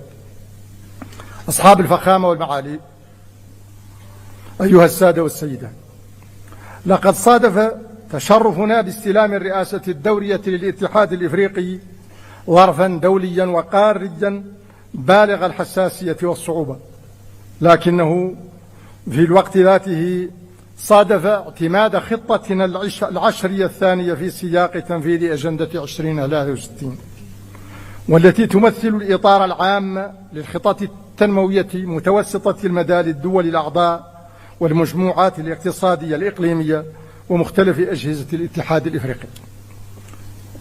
وفي اعتماد هذه الخطة العشرية دلالة جلية على صلابة إرادتنا المشتركة في تحقيق تطلعات شعوبنا إلى قيام إفريقيا التي نريدها جميعا، مهما كثرت العوائق ومهما عظمت التحديات، وإنها بحق لعظيمة. وقد كنت أوان تسلم قيادة الاتحاد الإفريقي على أتم الوعي بحجم المهمة وحساسية الظرف. فعالمنا اليوم تتصاعد فيه الأزمات المتنوعة، وتتسع فيه فضاءات التنازع، وتتكاثر بؤار التوتر بشكل هز علاقات الدول بعضها ببعض، كما هز القيم والمبادئ التي تأسس عليها النظام الدولي منذ نهاية الحرب العالمية الثانية. فبعد فترة من الهدوء ومن انتعاش المنظمات الدولية ومن الإيمان بعالم أكثر سلاما، تصدعت المرجعيات وتلاشت الآمال بعضها تلو البعض الآخر، وبدأت إعادة صياغة تدريجية للنظام الدولي بنحو لم تتضح بعد معالمه ولا مآلاته. ومنذ سنوات لم تتوقف مع الأسف إراقة الدماء، ووجد الكثير من الناس أنفسهم في وضع إنساني استعجالي. وعرف العالم مستوى من العنف والهمجية لم يشهد له نظيرا منذ الحرب العالمية الثانية، وهي ما تعرضت وتتعرض له فلسطين المحتلة أوضح مصداق على ذلك. ويعقد هذا المشهد الدولي العام ويزيده قتامة ما فشى في قارتنا من حروب ونزاعات وعنف وتطرف وإرهاب. وإن لهذه الأزمات كلها القاري منها والدولي تأثيرا سلبيا عميقا على الجهود الإنمائية لقارتنا الإفريقية، التي تتشابك فيها أصلا تحديات جسيمة من قبيل الفقر والبطالة وضعف المنظومات الصحية والتعليمية وهشاشة البنية الاقتصادية عموما، ناهيك عن الآثار المدمرة للتغيرات المناخية وتفشي الإرهاب والنزاعات المسلحة التي تنسف الأمن والاستقرار وتفكك الأنسجة الاجتماعية وتلحق بالغ الضرر بالظروف المعيشية للسكان. وقد التزمنا في خطاب اختتام الدورة 37 لمؤتمر رؤساء الدول وحكومات الاتحاد الإفريقي بالعمل بجد على رفع مختلف هذه التحديات. فعملنا طوال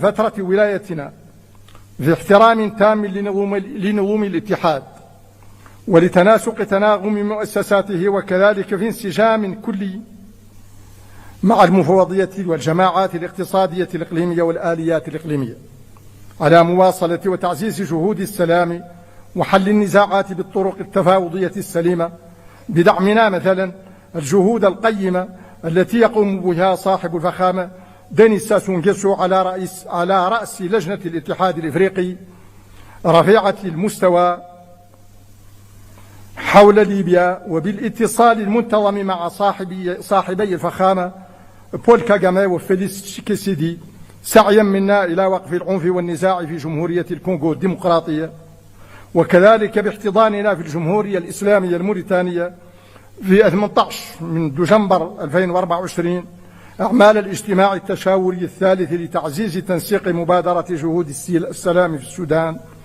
وباستقبالنا الفريق أول عبد الفتاح البرهان رئيس مجلس السيادة الانتقالية في السودان يومي 13 و 14 يناير 2025 في نواكشوط للتداول معه حول ضرورة وقف أعمال العنف في السودان وصون سلامة شعبه وحوزته الترابية. وعلى الرغم من جهود الاتحاد والمجموعات الإقليمية وآحاد الدول الأعضاء، لا يزال قيام السلام الشامل والمستديم بقارتنا هدفا ينتظر التحقق. وإنني إذ أدعو إلى تنفيذ القرارات الجريئة التي اتخذتها قمة مالابو الاستثنائية في مايو 2022 لمعتقد حقا بضرورة مساءلة هيكل السلم والأمن الإفريقي في اتجاهات 4: التناغم واستدامة التمويل والتفعيل والشمول، وكذلك من حيث ملائمته لطبيعة التحديات الأمنية الراهنة والتغيرات اللادستورية الطارئة. فمن شأن ذلك أن يتيح لنا فرصة استكشاف أساليب أكثر نجاعة في مواجهة تحدي السلام والأمن والاستقرار بإيجاد الآليات المناسبة التي تمكن من الحل السلمي للنزاعات، وهو ما يشكل في الوقت ذاته واجبا أخلاقيا ومسؤولية جماعية.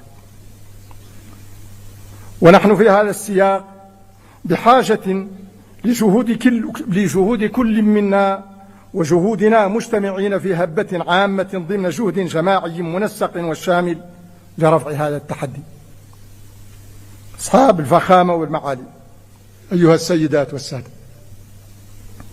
لقد أولينا بالغ العناية للأجندة التنموية طوال مأموريتنا بسعينا المستمر لحشد المزيد من التمويلات لتلبية الحاجات التنموية القارية المتعاظمة، وذلك من خلال تنظيمنا أو مشاركتنا في العديد من القمم.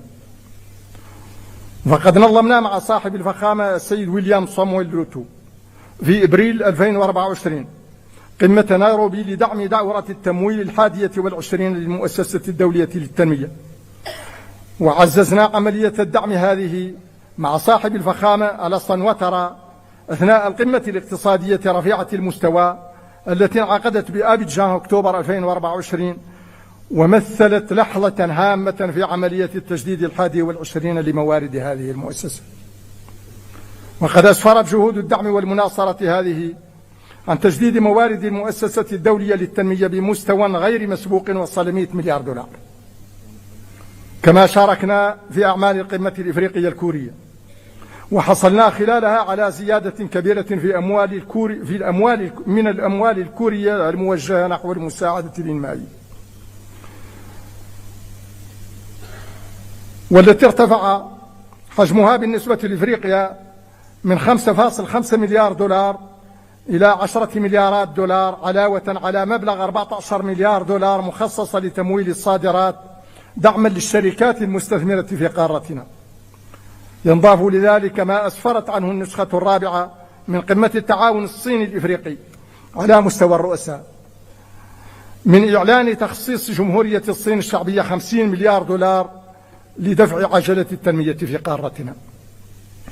وبالموازاة مع الجهد المبذول في سبيل تعبئة الموارد، حرصنا خلال مشاركتنا في قمة مجموعة السبع بإيطاليا في يونيو 2024، وقمة مجموعة بريكس في روسيا الاتحادية أكتوبر 2024، وقمة مجموعة العشرين في البرازيل نوفمبر 2024، وغيرها من المحافل الأخرى، على تأكيد ضرورة حل مشكل المديونية التي تعيق بقوة جهودنا التنموية، وعلى مراجعة نظام المساعدة العمومية الإنمائية القائم لقصوره عن تحقيق الأهداف المبتغاة منه، مطالبين باستحداث ميثاق جديد لتمويل التنمية يكون أكثر مرونة واستدامة، ويضمن للدول الأقل نموا نفاذا سلسا ومنصفا لتمويلات تناسب أولوياتها.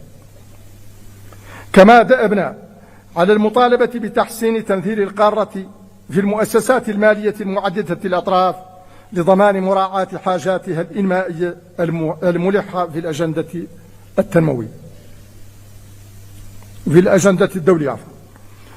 وإن الغاية من العمل على تعبئة الموارد في الأساس دفع عجلة التنمية لتعزيز قدرة قارتنا على تحويل إمكاناتها ومواردها الهائلة إلى تنمية مستديمة فعلية ترفع التحديات التي تواجهها والتي عمقتها الأزمات الاقتصادية والأمنية والصحية والمناخية.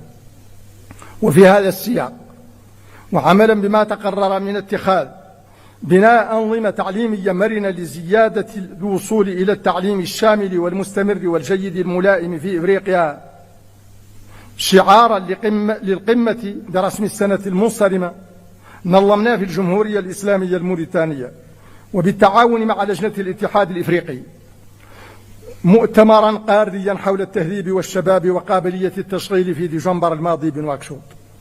وكان الهدف من دمج التعليم والشباب وقابلية التشغيل في إشكالية واحدة، التركيز على فئة تشكل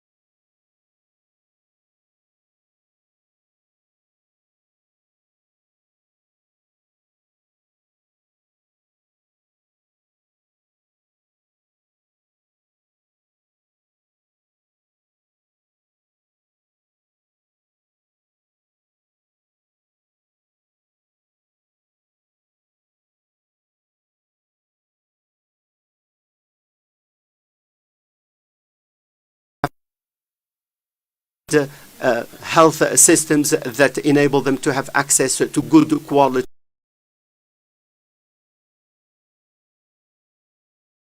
in our continent, such as the smallpox, cholera, and the like. In this context, I would like to hail the work carried out by the Africa Disease Center in dealing with the sudden health crisis. I congratulate Dr. Jankaya for the pioneering work done in this regard. Today, I will present a detailed report on this issue. Excellencies, ladies and gentlemen, in line with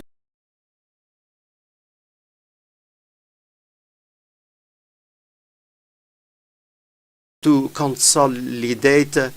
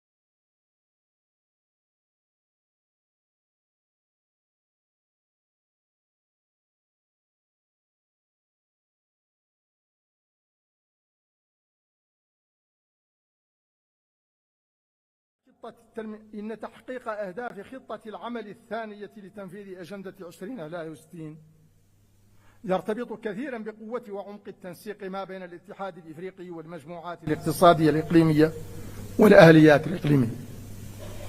ولذا ركزنا خلال اجتماع التنسيق نصف السنوي بآكرا يوليو 2024 على ضرورة دمج الخطط الوطنية في البرامج القارية توطيدا لتكامل القارة وتعزيزا لوحدة صوتها دوليا. ووحدة الصوت هذه هي ما سيمكننا من أن نتبوأ المكانة التي تسمح لنا بالإسهام الفعال في صياغة جداول الأعمال الدولية على نحو يجعلها أكثر تركيزا على قضايانا الإفريقية الحساسة. ولذا دافعنا في كل المحافل عن حق القارة في التمثيل المناسب في مجلس الأمن وفي المؤسسات المالية المتعددة الأطراف، وعن ضرورة إعادة صياغة قواعد الحكامة الدولية وتعزيز التعاون المتعدد الأطراف، وقد لاقت جهود المناصرة هذه أصداء إيجابية والتزامات صريحة بالعمل بمقتضاها في مختلف القمم والمؤتمرات، غير أن النجاعة في متابعة هذه الالتزامات بل وفي العمل الإفريقي المشترك عموما تقتضي مواصلة الإصلاح الهيكلي لمنظمتنا. وأنتم تعلمون جميعا ما أثارته قضية تنفيذ الإصلاح الهيكلي من تساؤلات بين الدول الأعضاء بخصوص مسائل كثيرة من قبيل تطبيق مبدأ التناوب وتاريخ دخوله حيز التنفيذ وتوزيع المرشحين للمناصب التنفيذية وغيرها. ونظرا لخطورة وإلحاح الوضع عقدنا دورة استثنائية للمجلس التنفيذي في مارس 2024 اتخذ خلالها قرار يحدد بشكل دقيق كيفية تطبيق مبدأ التناوب وتحديد المناطق المؤهلة لوظائف القيادة المختلفة ضمانا للتناوب العادل والمتوازن بين المناطق. وانسجاما مع هذا النفس الإصلاحي عملنا على ملف مراجعة المهارات وتقييم القدرات داخل مفوضية الاتحاد الإفريقي، فتم تنظيم اجتماع استثنائي آخر للمجلس التنفيذي شهر نوفمبر 2024 لاتخاذ القرار بشأن أفضل السبل لإتمام هذه العملية. وبعد مداولات مستفيضة اعتمد المجلس قرارا يوفر حلا لهذه القضية ويضع خارطة طريق واضحة لاستكمال هذه العملية. أصحاب الفخامة والمعالي أيها السادة والسيدات، لقد أكدت في خطاب التسلمي للرئاسة على أن تجاوز العوائق ورفع التحديات لا يكون إلا بالاتحاد وصهر الجهود الذين تستوجبه قيمنا المشتركة ويمليه إدراكنا لوحدة المصير ويقضي به حجم الرهان ويستلزمه سمو الغاية التي نسعى إليها جميعا. وإنني لأجدد التأكيد على ذات الأمر وأنا أسلم اليوم الرئاسة لأخي صاحب الفخام جاو لورينسو متمنيا له التوفيق والنجاح في المهمة الجسيمة التي أوكلت إلى فخامته، معربا عن دائم استعدادي لدعمه ومؤازرته.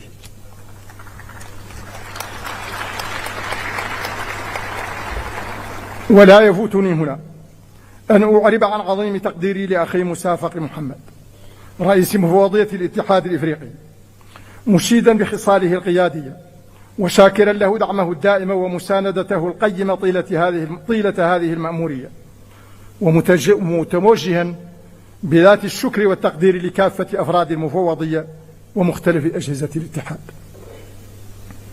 أنا معتز وفخور لما أتيح لي خلال هذه المأمورية من خدمة قارتنا الإفريقية وحمل صوتها والدفاع عنها في كل المنابر والمحافل. وإنني أختم هذه المأمورية وأنا أعمق إيمانا بقدرة قارتنا الإفريقية على تحقيق أهداف الأجندة 2063 وأقوى عزما وإرادة على المشاركة الفعالة في ذلك. وإذ أجدد التهنئة لأخي صاحب الفخامة جواو لورينسو لا أرجو له ولأعمال قمتنا هذه كل التوفيق والنجاح.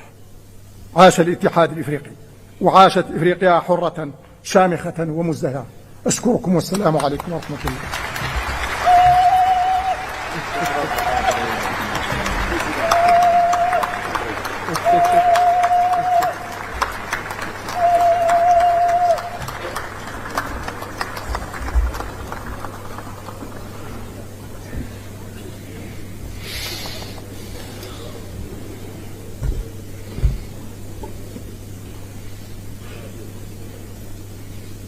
شكرا فخامة الرئيس على كلمتكم.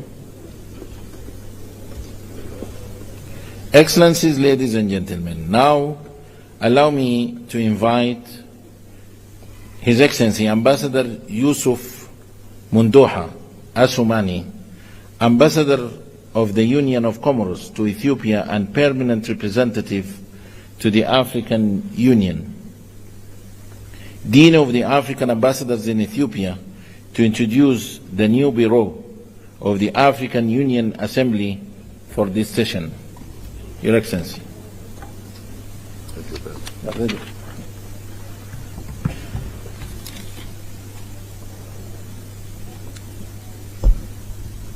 Excellence Mohamed Ould Cheikh Al-Ghazouani, président en exercice de l'Union africaine et président de la République islamique de Mauritanie.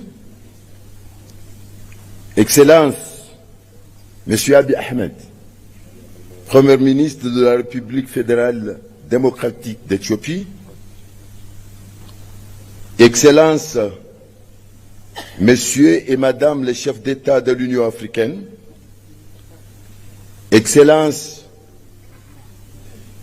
Monsieur Mahmoud Abbas, président de l'État de la Palestine. Excellence,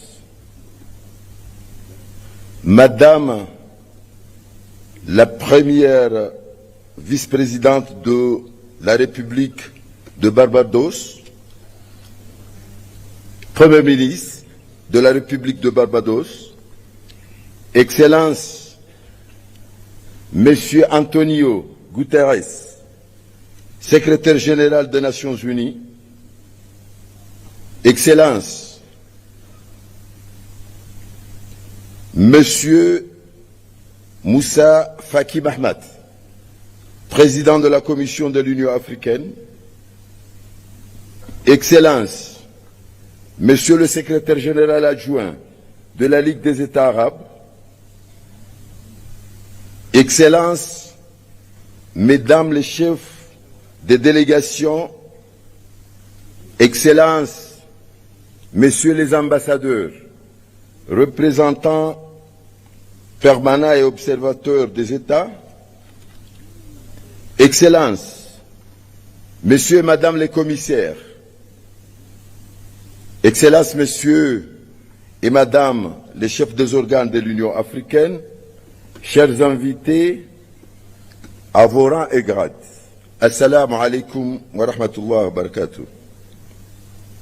J'ai l'insolent honneur de vous présenter le bureau de la conférence pour l'année 2025, conformément à l'article 16 du règlement de la conférence.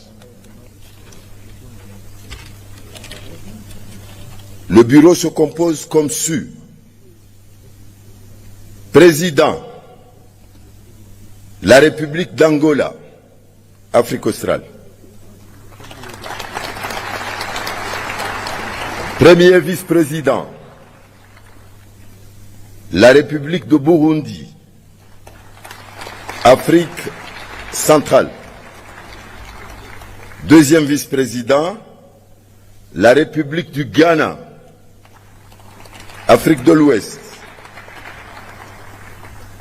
Rapporteur, troisième vice-président,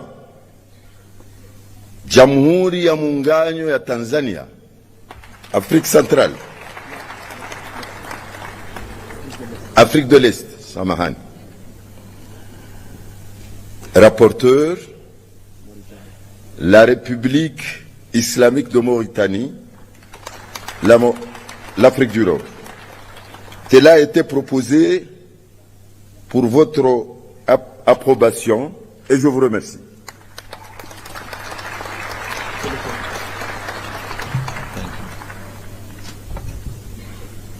Thank you, Your Excellency, and congratulations for the new elected bureau. I have the honor now to invite Excellency Mohammed Ould Cheikh Al-Ghazouani, President of the Islamic Republic of Mauritania, to deliver his handover speech. Your Excellency, please.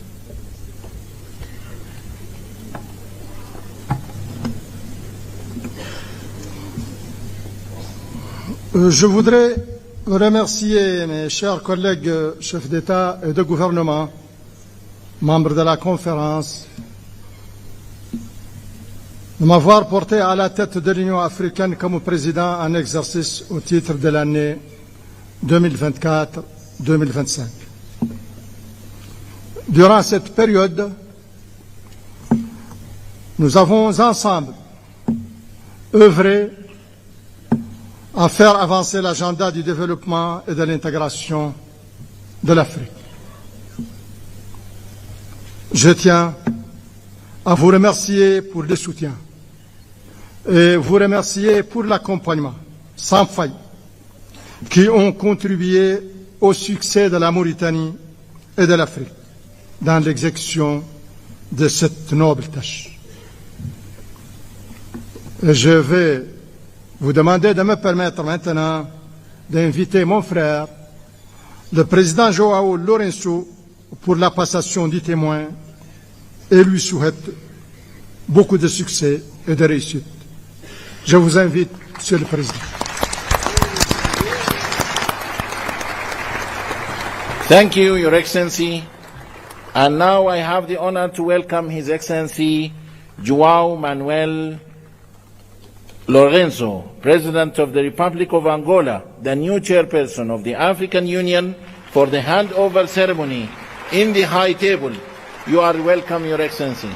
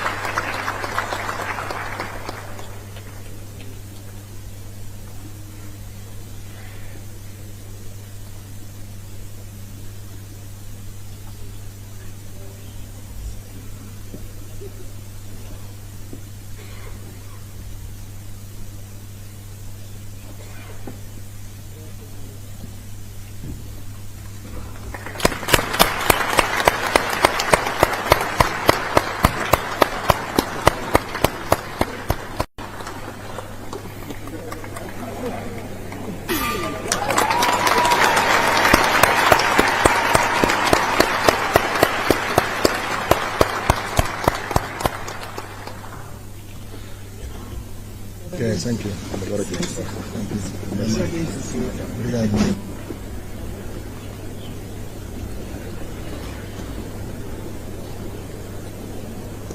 Congratulations, Your Excellency.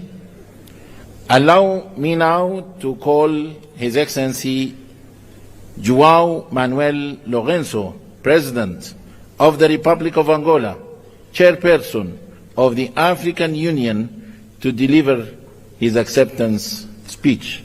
Your Excellency.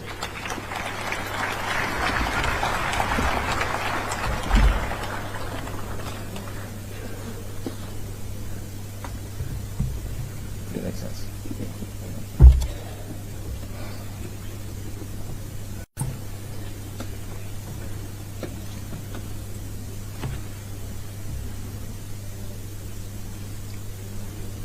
Sua Majestade Swati III do Reino de Swatini, Sua Majestade Letsi III do Reino do Lesoto, Sua Excelência Mohamed Ould Ghazouani, Presidente da República Islâmica da Mauritânia e Presidente cessante da União Africana, Suas Excelências Chefes de Estado e de Governo, Sua Excelência Abiy Ahmed Ali, Primeiro-Ministro da República Democrática Federal da Etiópia e anfitrião da Conferência, Sua Excelência António Guterres, Secretário-Geral das Nações Unidas,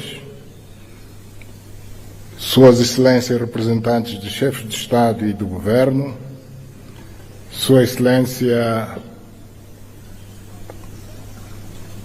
Moussa Faki Mahamat, Presidente da Comissão da União Africana, membros, Sua Excelência Presidente Mahmoud Abbas, Presidente da Autoridade Palestina, nosso convidado de honra, excelentíssimos membros do corpo diplomático acreditado em Addis Ababa, Excelências, minhas senhoras, meus senhores. Gostaria de manifestar a minha mais profunda gratidão à Sua Excelência Abiy Ahmed Ali, Primeiro-Ministro da República Democrática Federal da Etiópia e ao povo etíope, por uma vez mais, tal como ocorre no mês de fevereiro de cada ano, albergarem a sessão ordinária da conferência da mais importante organização do continente africano, pela calorosa recepção e excepcional hospitalidade reservada a todas as delegações desde a nossa chegada a este belo país. Agradeço igualmente a Sua Excelência Mohamed Ould Ghazouani, Presidente da República Islâmica da Mauritânia e Presidente cessante da União Africana, pela forma notável, dinâmica e proativa com que dirigiu a nossa organização durante este último exercício.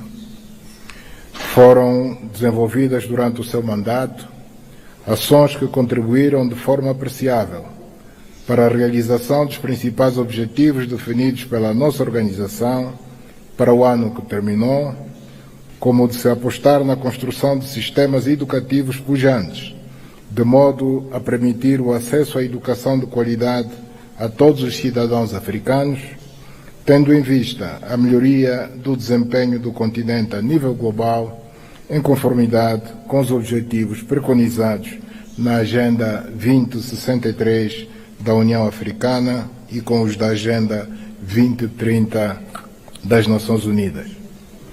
Vossa Excelência deixa-nos um grande legado, cabendo-nos a responsabilidade de trabalhar no sentido de valorizar e potenciar ao máximo o trabalho por si realizado, pelo que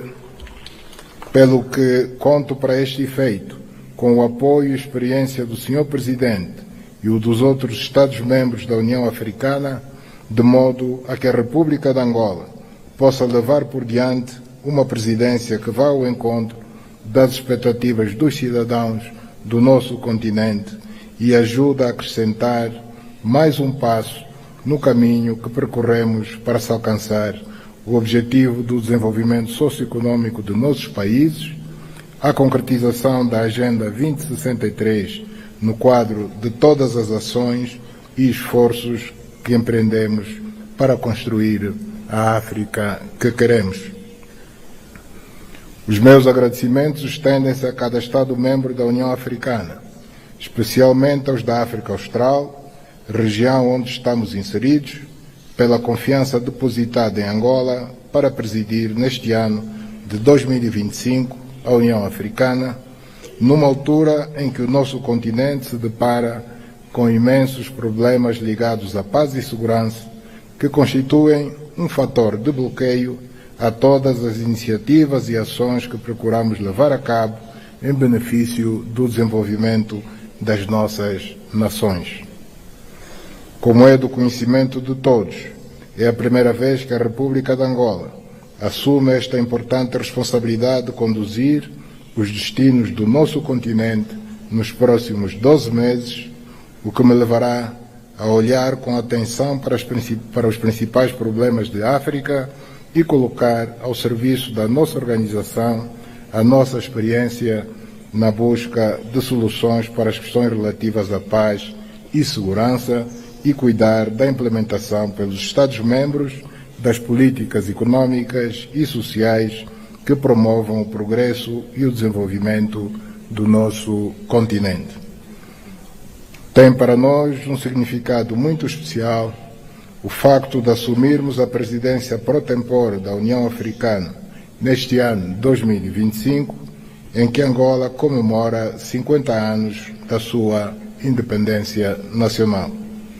Excelências, minhas senhoras, meus senhores, no decurso desta conferência serão debatidas questões de grande relevo para a organização, funcionamento e crescimento da União Africana, bem como para a operacionalização de um modo prático da questão relativa à justiça para os africanos e os afrodescendentes por meio de reparações, que constitui o lema escolhido para este ano e também o que Angola elegeu para a sua presidência, que está centrado na importância do investimento nas infraestruturas como fator de desenvolvimento de África.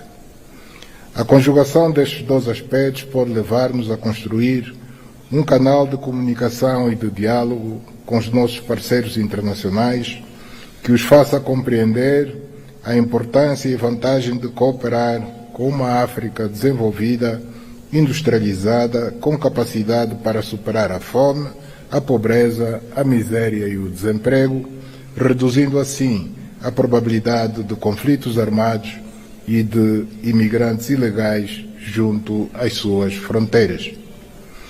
Teremos a oportunidade de abordar estas questões na 4ª Conferência Internacional sobre o Financiamento para o Desenvolvimento, a ter lugar em Sevilha, Espanha, de 30 de junho a 4 de julho do corrente ano, por constituir uma oportunidade histórica para se redefinirem as regras de financiamento global baseadas na justiça econômica e na inclusão.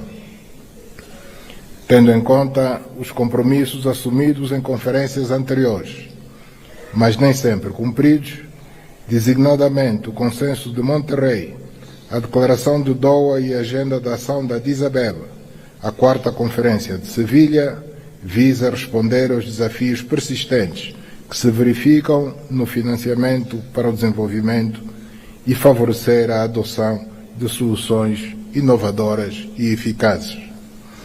Temas como a justiça fiscal, o alívio da dívida, o financiamento climático, as reformas nas instituições financeiras globais e a inclusão social devem merecer a nossa atenção para que seja adotada uma posição comum que garanta ao continente o reforço da sua influência na governação financeira global, uma redução dos custos do endividamento e o acesso aos recursos necessários para alcançar um desenvolvimento sustentável. A concretização destes objetivos criará seguramente sinergias que vão dinamizar e ampliar as trocas comerciais, o intercâmbio cultural, técnico, tecnológico, científico e noutras áreas que poderão produzir vantagens significativas para todas as partes.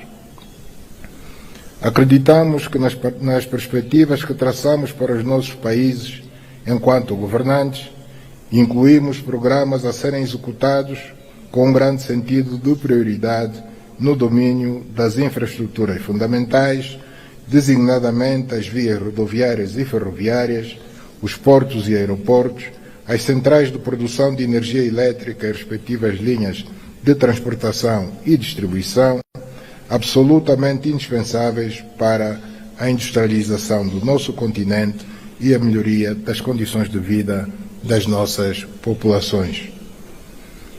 No decurso da presidência pro tempore da União Africana, que passamos a exercer a partir de hoje, pretendemos lançar, em articulação com todos os membros desta nossa instituição, um vasto plano de atração de investimentos e de captação de recursos financeiros significativos junto dos nossos grandes parceiros internacionais, para que a Comissão da União Africana estabeleça as bases e defina os projetos de infraestruturas a serem realizados. Destaco o contributo que Angola poderá prestar ao desenvolvimento de África, colocando ao dispor o excedente energético que tem para a mitigação das necessidades de vários países neste domínio da energia. Pela relevância e importância estratégica que assume no quadro da transportação de produtos diversos e também no do comércio intra-africano e no de África com o resto do mundo, gostaria de destacar a importância do corredor de Lubito e dos caminhos de ferro tanzanianos Tazara, que poderão desempenhar um papel incontornável na interconexão entre os países africanos e na promoção do comércio que pretendemos realizar no âmbito da Zona de Comércio Livre Continental Africana. Tendo em vista o que referi anteriormente, considero que devemos ter uma estratégia bem definida para colhermos benefícios significativos do facto de a União Africana integrar o G20, o que constitui uma conquista essencial para garantir que o nosso continente seja parte ativa das decisões econômicas globais. Excelências, minhas senhoras, meus senhores, as linhas estratégicas da presidência angolana estão alinhadas em termos gerais com as ações prioritárias definidas a nível continental, no âmbito da aceleração do segundo plano decenal da implementação da Agenda 2063, correspondente ao período de 2024 a 2033, centradas nas infraestruturas de transporte e conectividade, energia e recursos naturais, paz e segurança, agricultura e economia azul, integração continental e zona de comércio livre, educação e capacitação e parcerias estratégicas. Neste quadro, das grandes linhas da nossa atuação, adquire uma importância central a questão da paz e segurança, por se tratar de um dos principais pressupostos para se materializarem as aspirações contidas na Agenda 2063 da União Africana, em especial o programa que estabelece o silenciar das armas até 2030, que visa transformar a África numa região pacífica, segura e confiante num futuro promissor e de prosperidade para todos nós africanos, decididos a colocar o nosso continente na rota do desenvolvimento.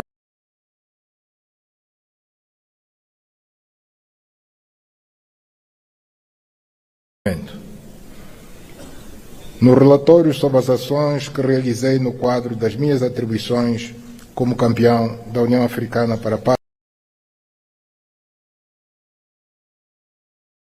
e Reconciliação, apresentarei de forma mais detalhada as ações que empreendi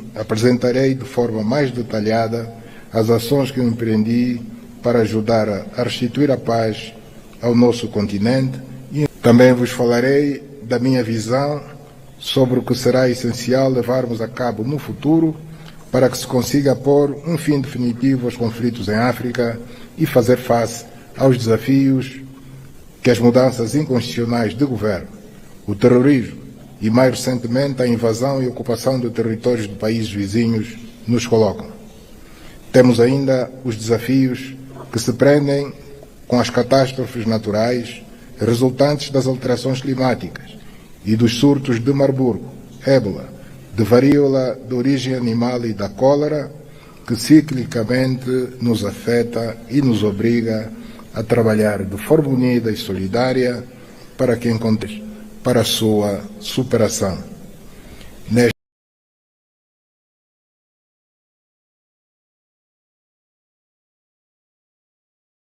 perspectiva, considero essencial que olhemos para a terceira Conferência dos Oceanos, agendada para o corrente ano em Nice, França, como uma oportunidade para se discutirem as principais preocupações do nosso continente.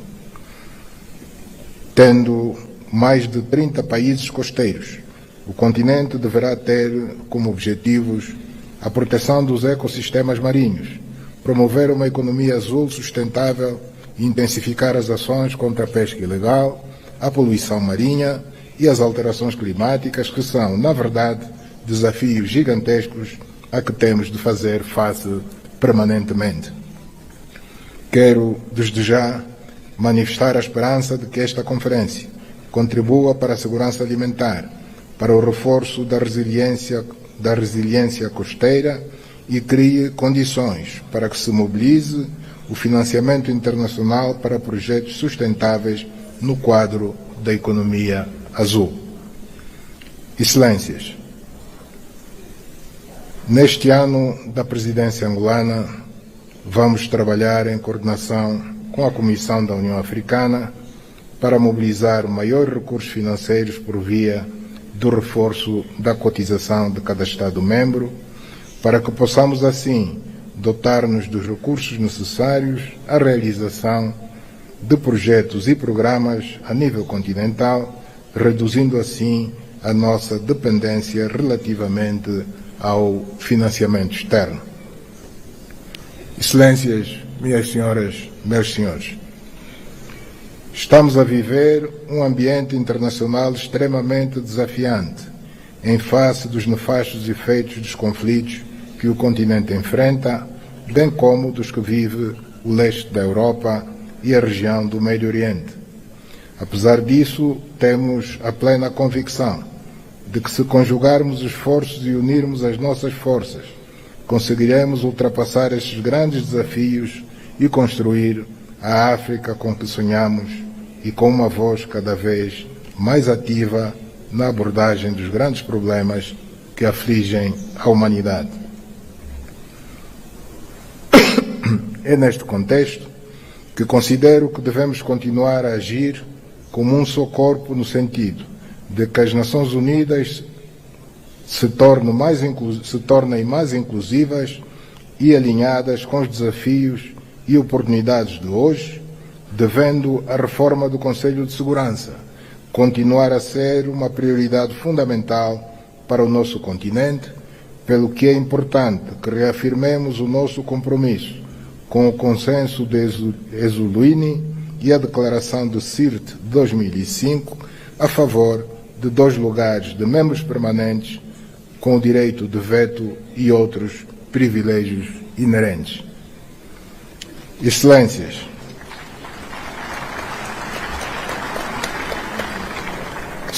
gostaria de pedir a todos a maior contribuição possível para que a presidência da nossa organização continental, que a partir de hoje assumo, possa decorrer num clima de grande compreensão e com o dinamismo que se impõe neste longo caminho que juntos percorremos pela transformação da África num continente de riqueza, de prosperidade para seus filhos.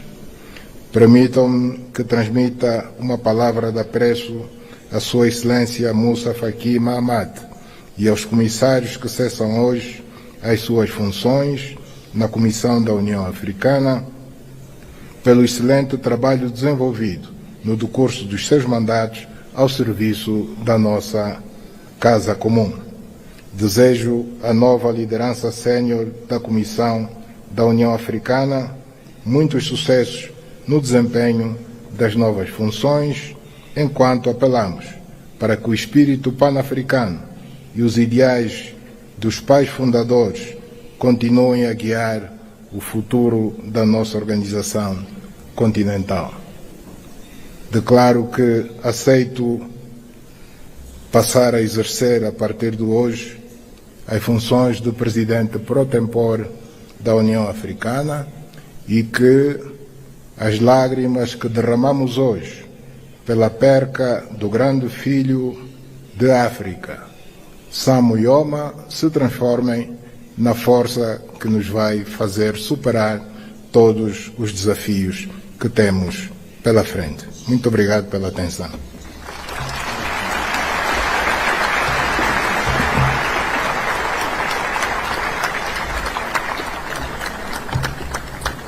Thank you, Your Excellency.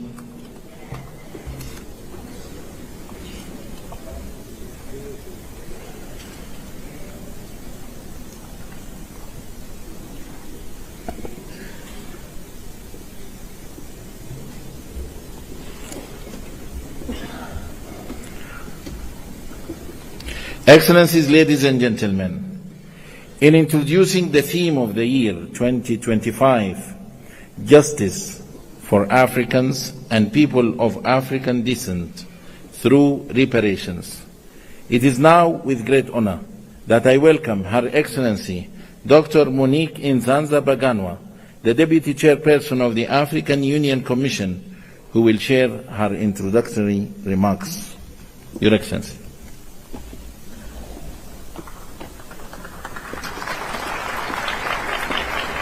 Then you will introduce Targums.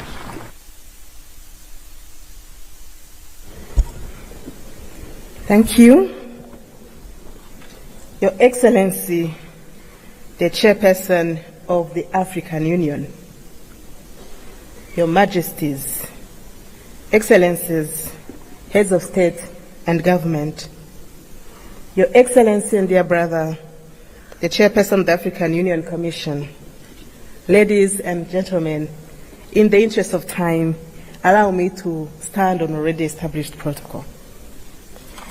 Over the past centuries, the voices of Africans and people of African descent have echoed in various quarters with a singular demand: justice. Justice for the millions who were forcibly uprooted from their homes. Justice for those whose lands were plundered, wealth stolen, and dignity were stripped away. And justice for the generations that continue to face economic, social, and political disenfranchisement stemming from historical wrongs. As I draw my term in office as Deputy Chairperson of the African Union Commission to an end soon, a unique opportunity is offered to me and one of my teams, SIDO, to introduce to you the 2025 theme of the year, Justice for Africans and People of African Descent through Reparations. As we embark on this journey in 2025, we are guided by the words of the eminent Pan-Africanist Kwame Nkrumah, who declared, and I quote, "We face neither east nor west. We face forward." The African Union's Agenda 2063 envisions a continent that is integrated, prosperous, and driven by its own citizens, a continent that is peaceful. The strength of this Africa has always been in its unity and resilience. At this moment, we stand at the precipice of history, and together we shall pave the way for a more just and dignified future for Africa, the CARICOM, and Africa's global diaspora at large. Your Majesties, Your Excellencies, as I conclude, since I'm not the one to deliver the high-level message, we have two leaders who will do it in just a short. But let me take this opportunity to thank all our stakeholders who have journeyed with us. Thank you, Ghana, and our champion, President Mahama, for inspiring the African Union with this theme.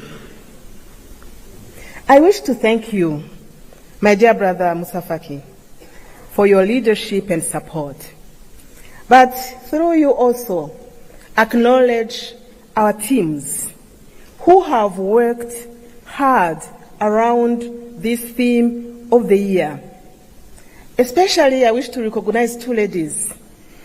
Madam Coleman from your cabinet chairperson and Angela from SIDO. You did an amazing work. Special appreciation goes to Her Excellency Mia Amor Motley, Prime Minister of Barbados and Chair of the CARICOM Authority. You have traveled all the way from home to another home to join us in today's launch. May I now invite you, Your Excellency, to come to the podium and address this august assembly. I thank you.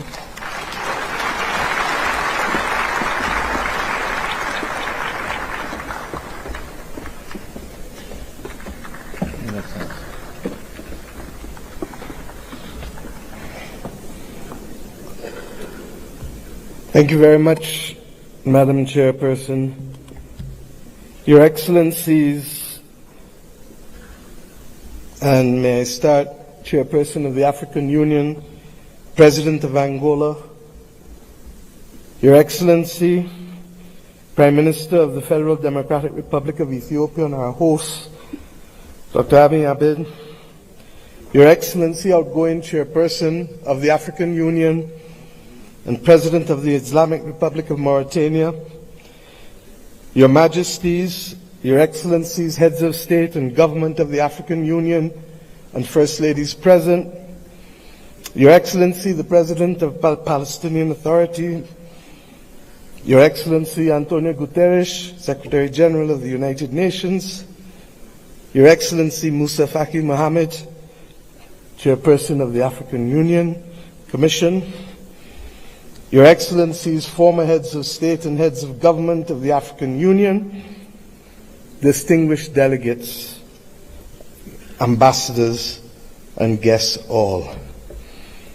I stand here clothed in the spirit of the battles of Adwa, conscious that it was that battle within 24 hours that shook the confidence of the powers of Europe, but inspired the people of Africa and the children of the African diaspora that good would prevail over evil and light over darkness, but only in the context of our unity. I stand here conscious that it was that battle that forged the beginnings of Pan-Africanism that eventually led to the movement for independence and the destruction of the colonial powers to give us not full development and power, but the first steps of political independence. I stand here conscious and buffeted by the dreams and works of the great Pan-African pioneers, and conscious that as a children of the Caribbean, we have long dreamt for the moment of unity with our brothers and sisters of Africa, a division that was secured by those whose success and survival depended on separation of us rather than on the ability for us to act as one common people.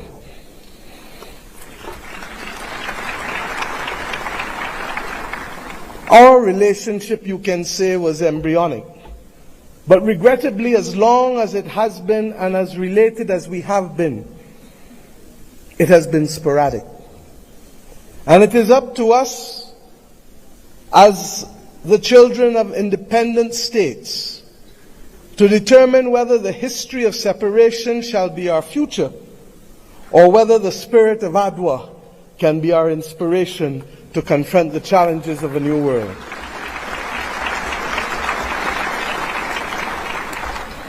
Yes, I stand here as a daughter of Africa. I stand here equally as a proud Prime Minister of Barbados, a country which is the first landmass that you reach after you leave this great continent of Africa. A country which became a hub for the wrong reasons. But today I come to Ethiopia to share with you in the African Union that we can be a hub now for the right reasons between our two peoples. I stand here as the proud chairman of CARICOM, the Caribbean community, recognizing that as a member of the 6th region of Africa, we have come to reclaim our Atlantic destiny.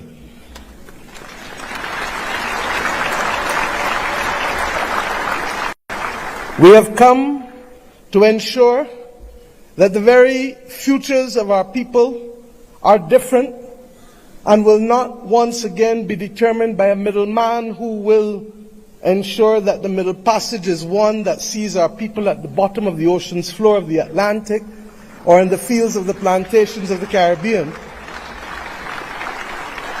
but instead that it will be a future that sees our people, hears our people, feels our people, and that will determine in future that it is we who shall forge the manner in which we cooperate, integrate, and invest, rather than simply being victims of a past history. I stand here equally as the chair of the V20, 70 countries across the world that are climate vulnerable, 40% of whom come from this great continent of Africa, recognizing that it is only through unity that we can confront the existential crisis of our generation, that of the climate crisis. The Secretary General of the United Nations has already laid out, ably so, many of the iniquities that we continue to face in spite of political independence. It was His Majesty Haile Selassie who popularized and told us that there shall be no first-class or second-class citizens, words popularized by Bob Marley, learnt by all of our people without appropriately recognizing the context in which he spoke and the mission which must be ours for generations until it is achieved.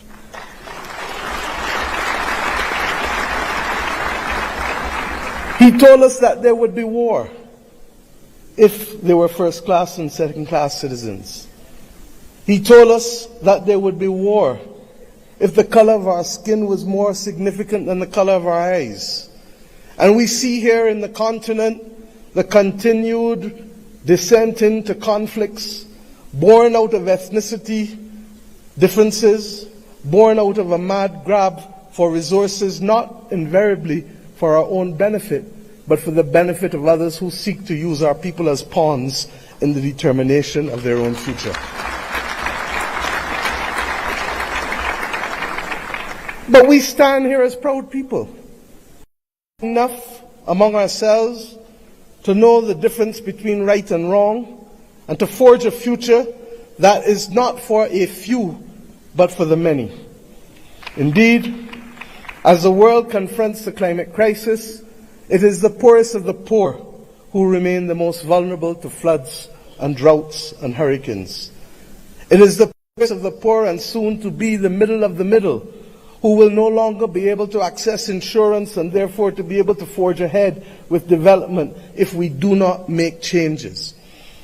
We have examples of a partnership that have worked for us, not just from the spirit of Adwa and the conquest and the rise of the Pan-Africanist movement in our history. The Union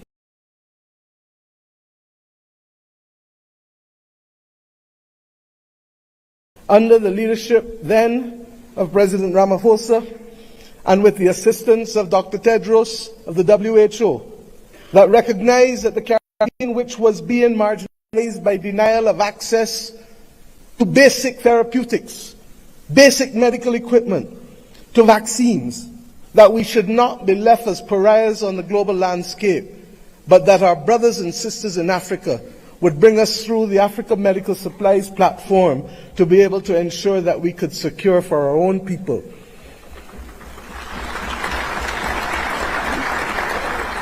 It was with the solidarity of many of you in the African Initiative has been able to take root and to make a case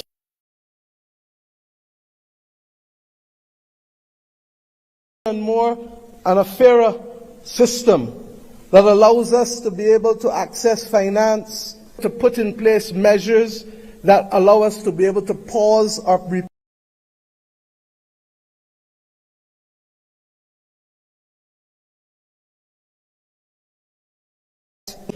necessity for rebuilding after horrific climatic events.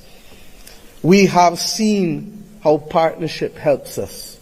We do not need any more evidence. And to justice. And the reparations which we call for the international community to be able to recognize, first and foremost, with that which we ask from each of our children. Say sorry. Say sorry. And mean it. That the future of the world is not possible without the stability of Africa and its diaspora. For as long as hypocrisy and double standards remain, it will be impossible to secure stability and peace in any nation across the earth.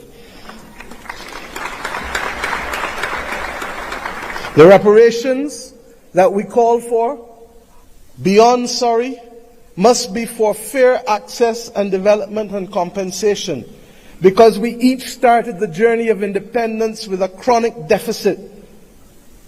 A deficit of resources, a deficit of fairness, a deficit of opportunity. And it is up to us, many of us in the second and third generation of independence, to be able to frame out fairly in a mature conversation what those reparations must look like if we are to attain justice and to inspire the young people of this world that good must always prevail over evil. But it is not only the reparations that we ask from the international community, because we ourselves must repair the damage that was foisted on us. The notion that transit visas, begging for them, must be the lot of our people in order to move across this world cannot be something that gives us satisfaction.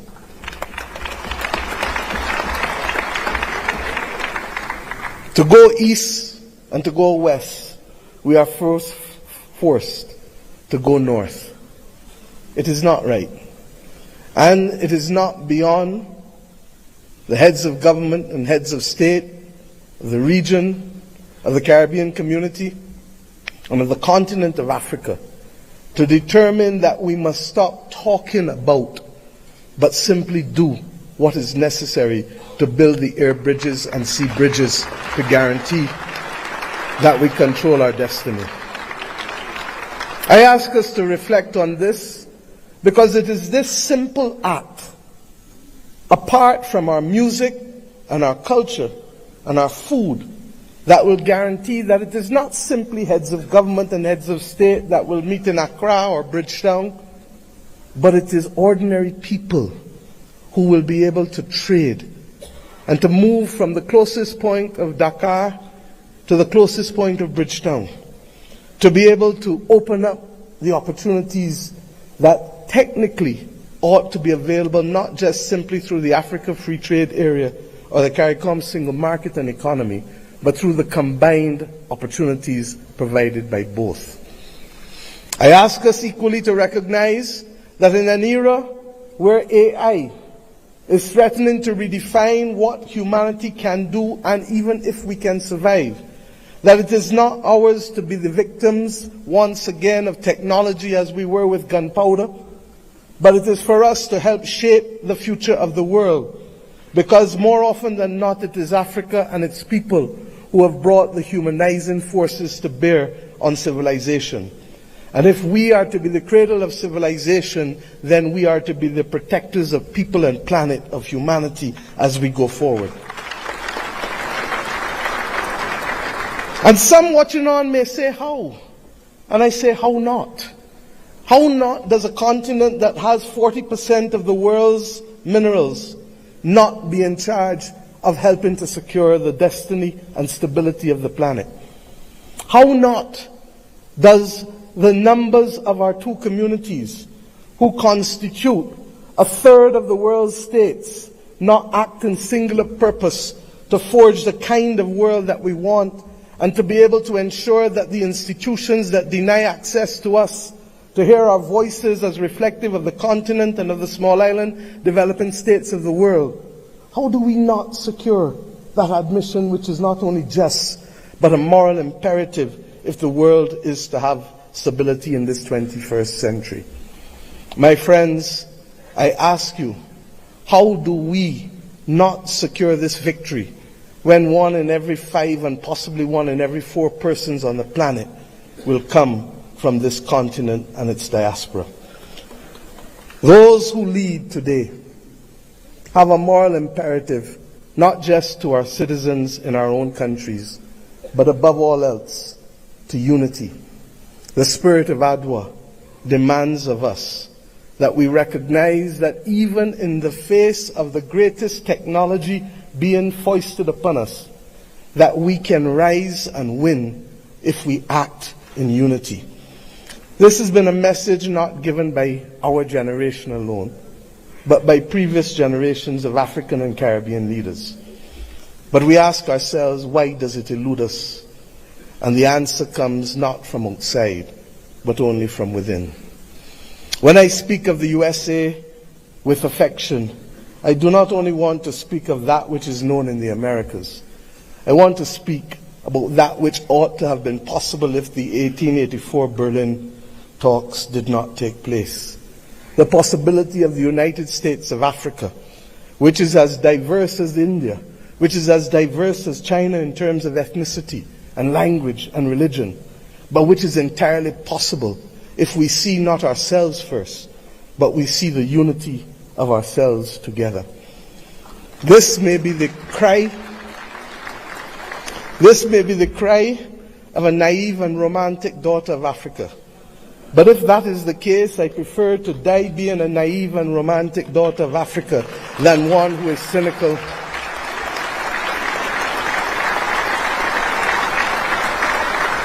and one who is daunted by the actions and power of others.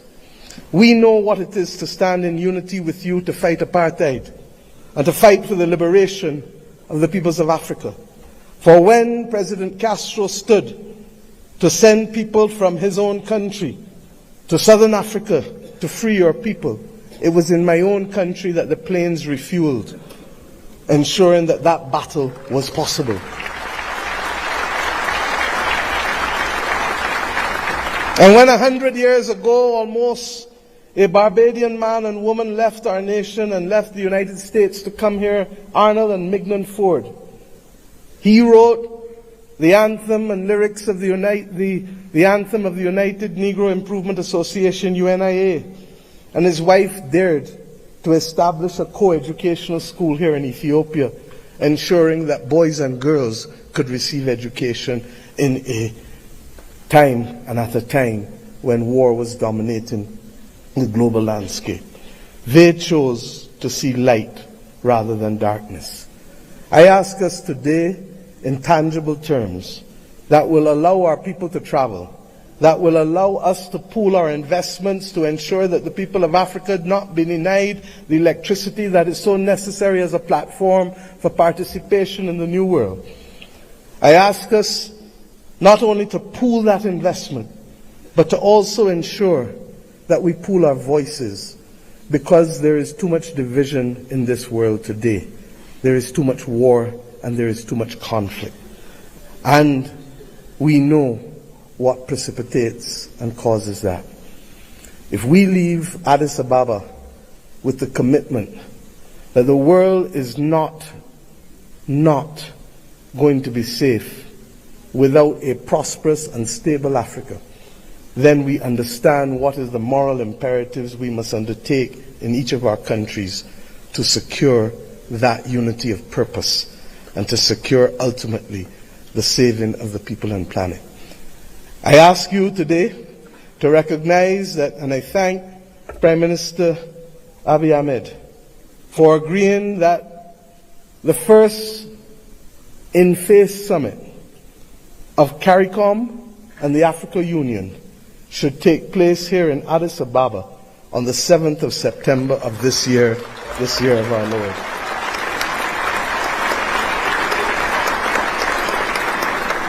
By that simple act, we build on the inaugural summit which took place virtually in 2021. But more importantly, we seek to regularize and to establish as a permanent point of interaction the unity of which I speak and call for. And I ask you as I leave this podium to recognize that we too in the Caribbean want to see you. Indeed, in my own country in Barbados, we will celebrate the Caribbean Festival of Arts, the 15th CariFesta, from August 22nd to August 31st. And we do so not only asking for those from Cuba and Bahamas in the north, to Venezuela, to Suriname and Guyana in the south, to Belize in the west and the Eastern Caribbean to come together to express our commitment to each other creatively through food and fashion and music and dance and art and sculpture, and talk of philosophy, talk of religion, talk of who we are, talk of the future. I ask us to recognize that we celebrate this year our resilience, and that we do so not only asking the people of the Caribbean to come, but the people from whom we came here in Africa, in India, in China, and the continent to which we went, in particular in Central America and Latin America. This is our moment to show the world that we were not simply apostrophes to the history and the modern history of humanity, but that truly we are the ones who can level the playing field and to create the opportunities that will allow the world to see people, hear people, and feel people, and to value the planet and its biodiversity at the very time when it is greatest in crisis. Let us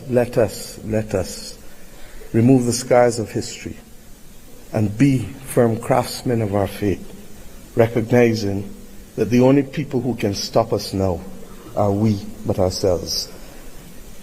We have to emancipate ourselves from mental slavery and to build the future that our people want of us and to give them that pride that is theirs. And we must do so in the spirit and with the results of ADWA. Thank you.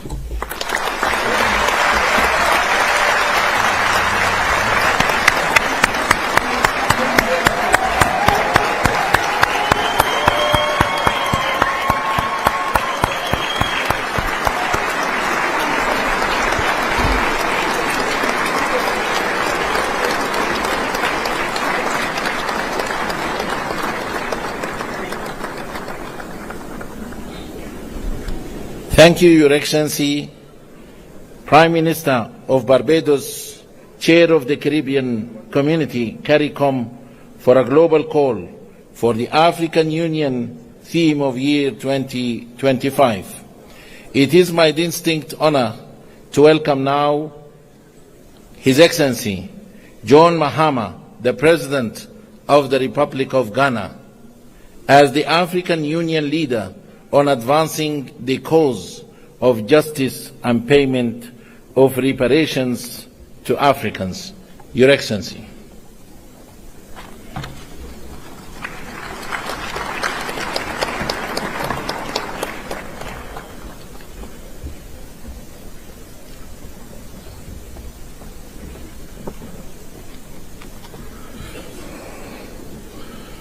Thank you. Your Excellency, Chairman, President of Angola, Your Excellency, Prime Minister Abiy Ahmed of the Federal Democratic Republic of Ethiopia, Your Excellency, Chairperson of the African Union, and in the interest of time, may I just proceed on established protocol and say, Your Excellencies, my colleague, heads of state, distinguished citizens. It's a privilege to address this historic launch of the African Union theme of the year 2025, and I quote, "Justice for Africans and the people of African descent through reparations," unquote. This moment marks a significant milestone in our collective pursuit of justice, equity, and the long overdue recognition of the historical injustices that continue to shape the lives of Africans and the people of African descent worldwide. At the 37th Ordinary Session of the Assembly of the African Union in February 2024, our heads of state and government made a landmark decision to dedicate the year 2025 to the cause of reparatory justice. This decision underscores our collective commitment to addressing the historical injustices and their lingering consequences that have impacted generations of Africans and people of African descent. It aligns with our broader struggle for liberation, unity, and socio-economic empowerment as enshrined in Agenda 2063, the Africa we want, a vision for an integrated, peaceful, and prosperous continent. Your Excellencies, the transatlantic slave trade was one of the most heinous crimes against humanity, spanning about 400 years and forcibly displacing more than 12.5 million Africans. It is estimated that at least 2 million of our compatriots perished during the Middle Passage alone.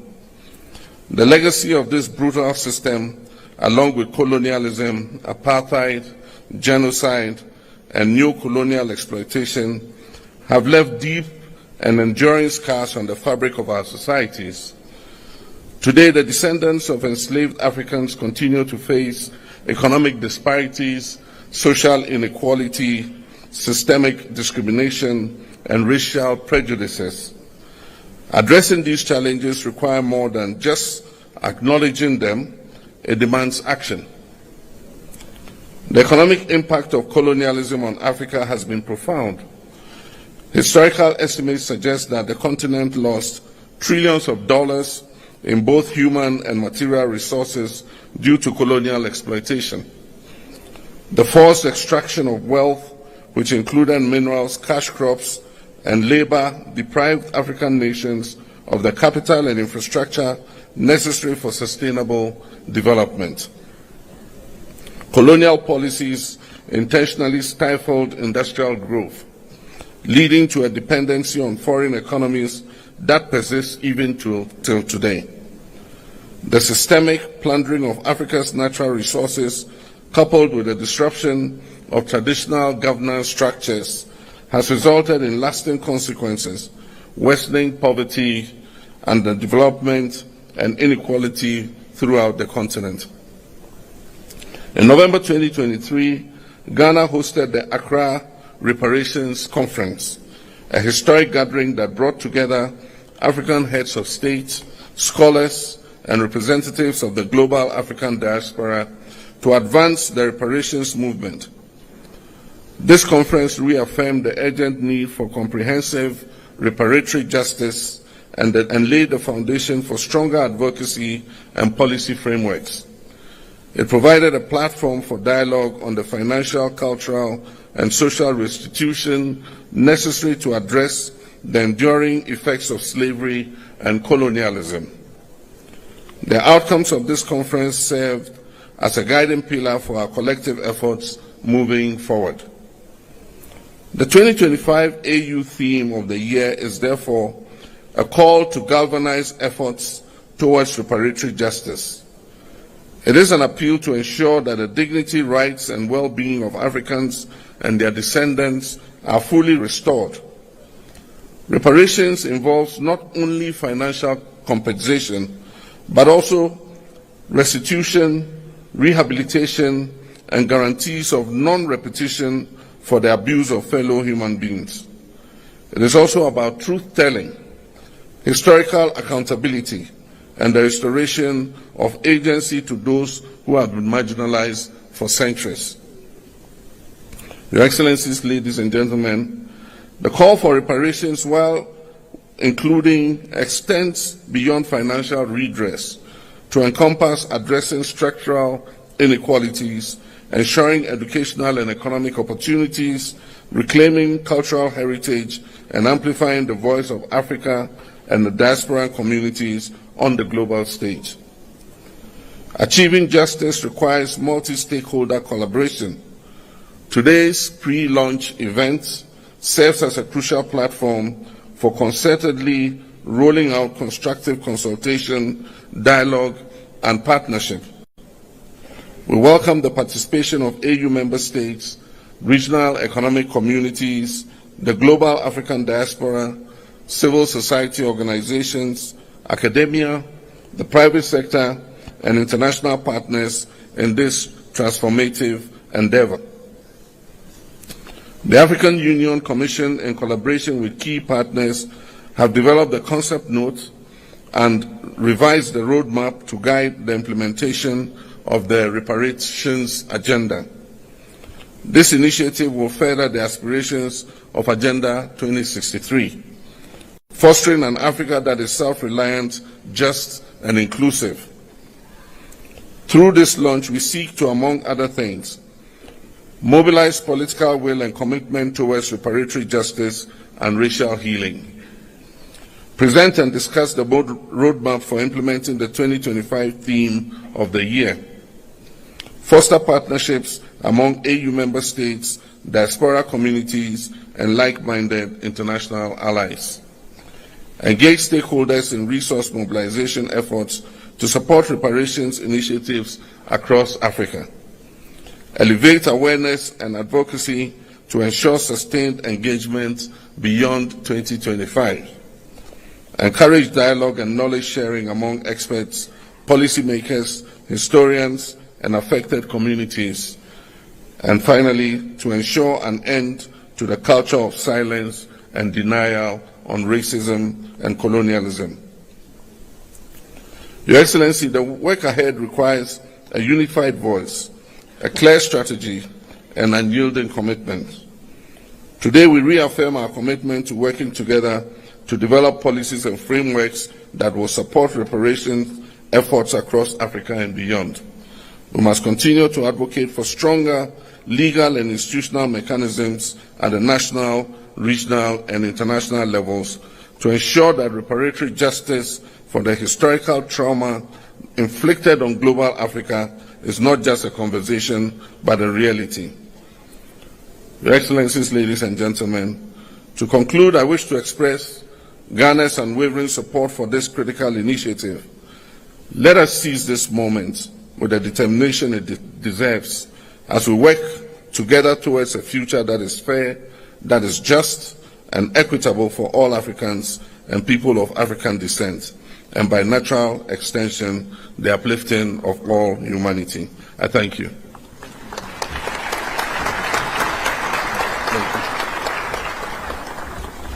Thank you very much, Your Excellency.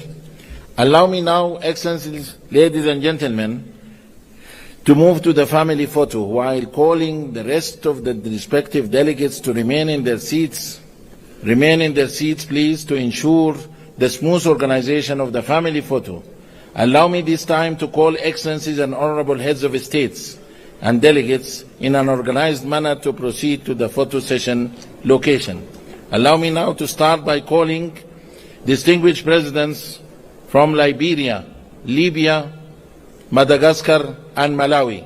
Please follow our protocol team to the family photo. There is only one door open for the family photo, which is gate number 5. Please, protocol teams, lead our leaders to the family photo.